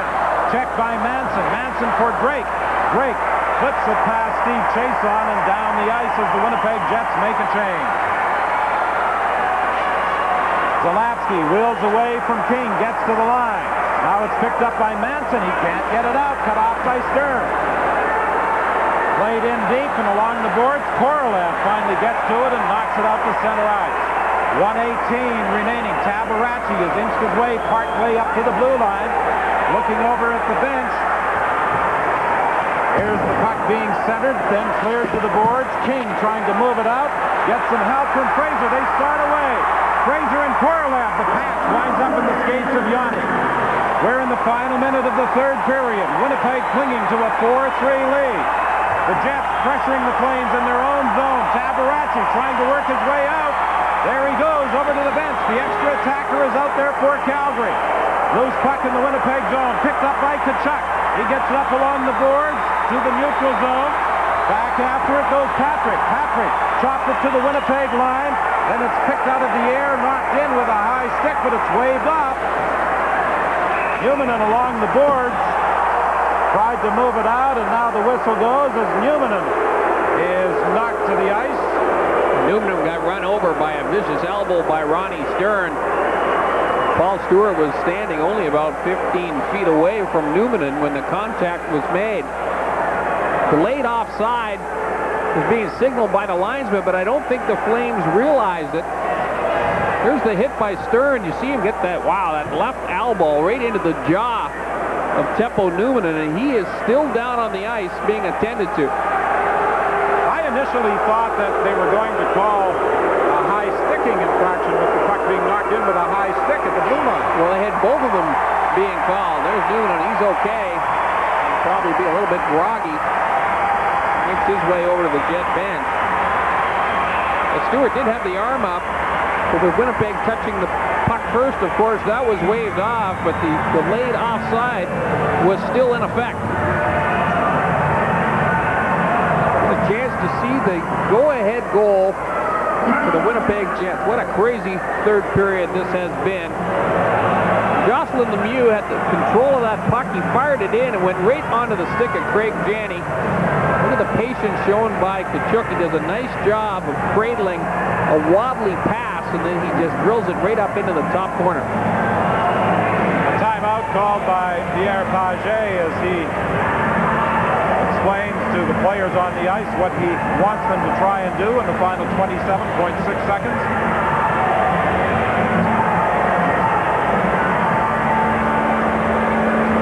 For those who have not been with us since the start of tonight's telecast, Gary Roberts, of course, not in the lineup of the Calgary Flames. He did not accompany the team to Winnipeg. And Theron Fleury took a high stick on the bridge of the nose in this third period, and he has still not returned. Must have been quite a cut to keep Theo Fleury out for the remainder of this hockey game. There's an awful lot of blood. Certainly it was a deep cut. Corey Stillman scored at 14:59 to give Calgary a 3-2 lead, but at 16:51, Eastwood tied it on a strange wraparound attempt that deflected off Tabaracci's stick, and then 55 seconds later, Keith Tkachuk got the go-ahead goal for Winnipeg. Olczyk along the boards, couldn't control it. Now the puck is loose in the slot area. It comes back to the line. The Flames trying to keep it onside. They succeed. Now Newmanen plays it off the boards and out with 10 seconds remaining. Olczyk racing after it. It winds up in the linesman's skates. 5 seconds remaining. Long shot by Chason. The puck picked up by Stillman. He fires it towards the net. They scramble. The horn goes. The game is over. Oh, a frantic finish, but it's all over, and the Jets hang on for a 4-3 win. And now emotions are really running high as players get involved down in the corner. I think it's a pretty appropriate finish to this kind of a hockey game because we've seen all kinds of crazy bounces. We've seen episodes of fantastic goaltending, and then we've seen some pretty sloppy sequences of goaltending as well that has resulted in 3 or 4 goals in this game. Changes in momentum back and forth. The Flames have only about 4 seconds left in the hockey game at this point. There's the save by Javi Boone, the big rebound, but he can't field it cleanly, and there's a couple of red jerseys banging at it. Time has expired. That last backhand chance by Marty Murray just went wide of the net. It would not have counted. There you see it. Good shot of the clock up in the corner of your screen. And with the victory, the Winnipeg Jets have vaulted into 6th place in the Western Conference. They have the same number of points as both Vancouver and Calgary, but they have more wins.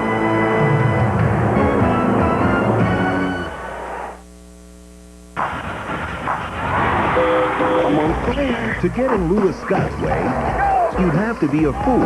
You were in Beantown now, baby! Beantown! To kidnap him, you'd have to be crazy. Y'all ready for this? Now he's showing them Don't make me hurt you now. they picked the wrong man. Really good. The Double D, Celtic Pride. I might have to go to jail and become some bad man's boyfriend. Starts Friday, April 19th. Hi, I'm Jackie. So, you want to know why people keep coming back to the Keg Steakhouse? Well, lots of reasons. Dave's one reason, or his fabulous steak. Of course, it could be our delicious prime rib. And naturally, our great cake service.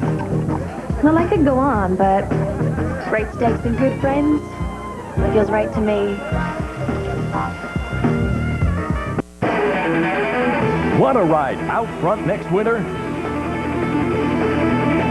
Hurry to Spring Break at your Ski-Doo dealer right now. Get guaranteed delivery of the hard-charging 97 Ski-Doo sled you want and get up to $400 cash back with no payments or interest till February 1st, 1997. Winter rules during Ski-Doo Spring Break 97 going on now. See the exciting deals at your Manitoba, Saskatchewan Ski-Doo dealer or call 1-800-9-SKI-DOO. When you're taking a prescription drug, certain over-the-counter medicines like cold or allergy products could make your prescription ineffective or even dangerous. So before you buy it, talk to us. With the HealthWatch System computer, we can cross-reference both medicines to help prevent any problems before you combine them. It costs nothing but a few minutes of your time, and frankly, it's worth it.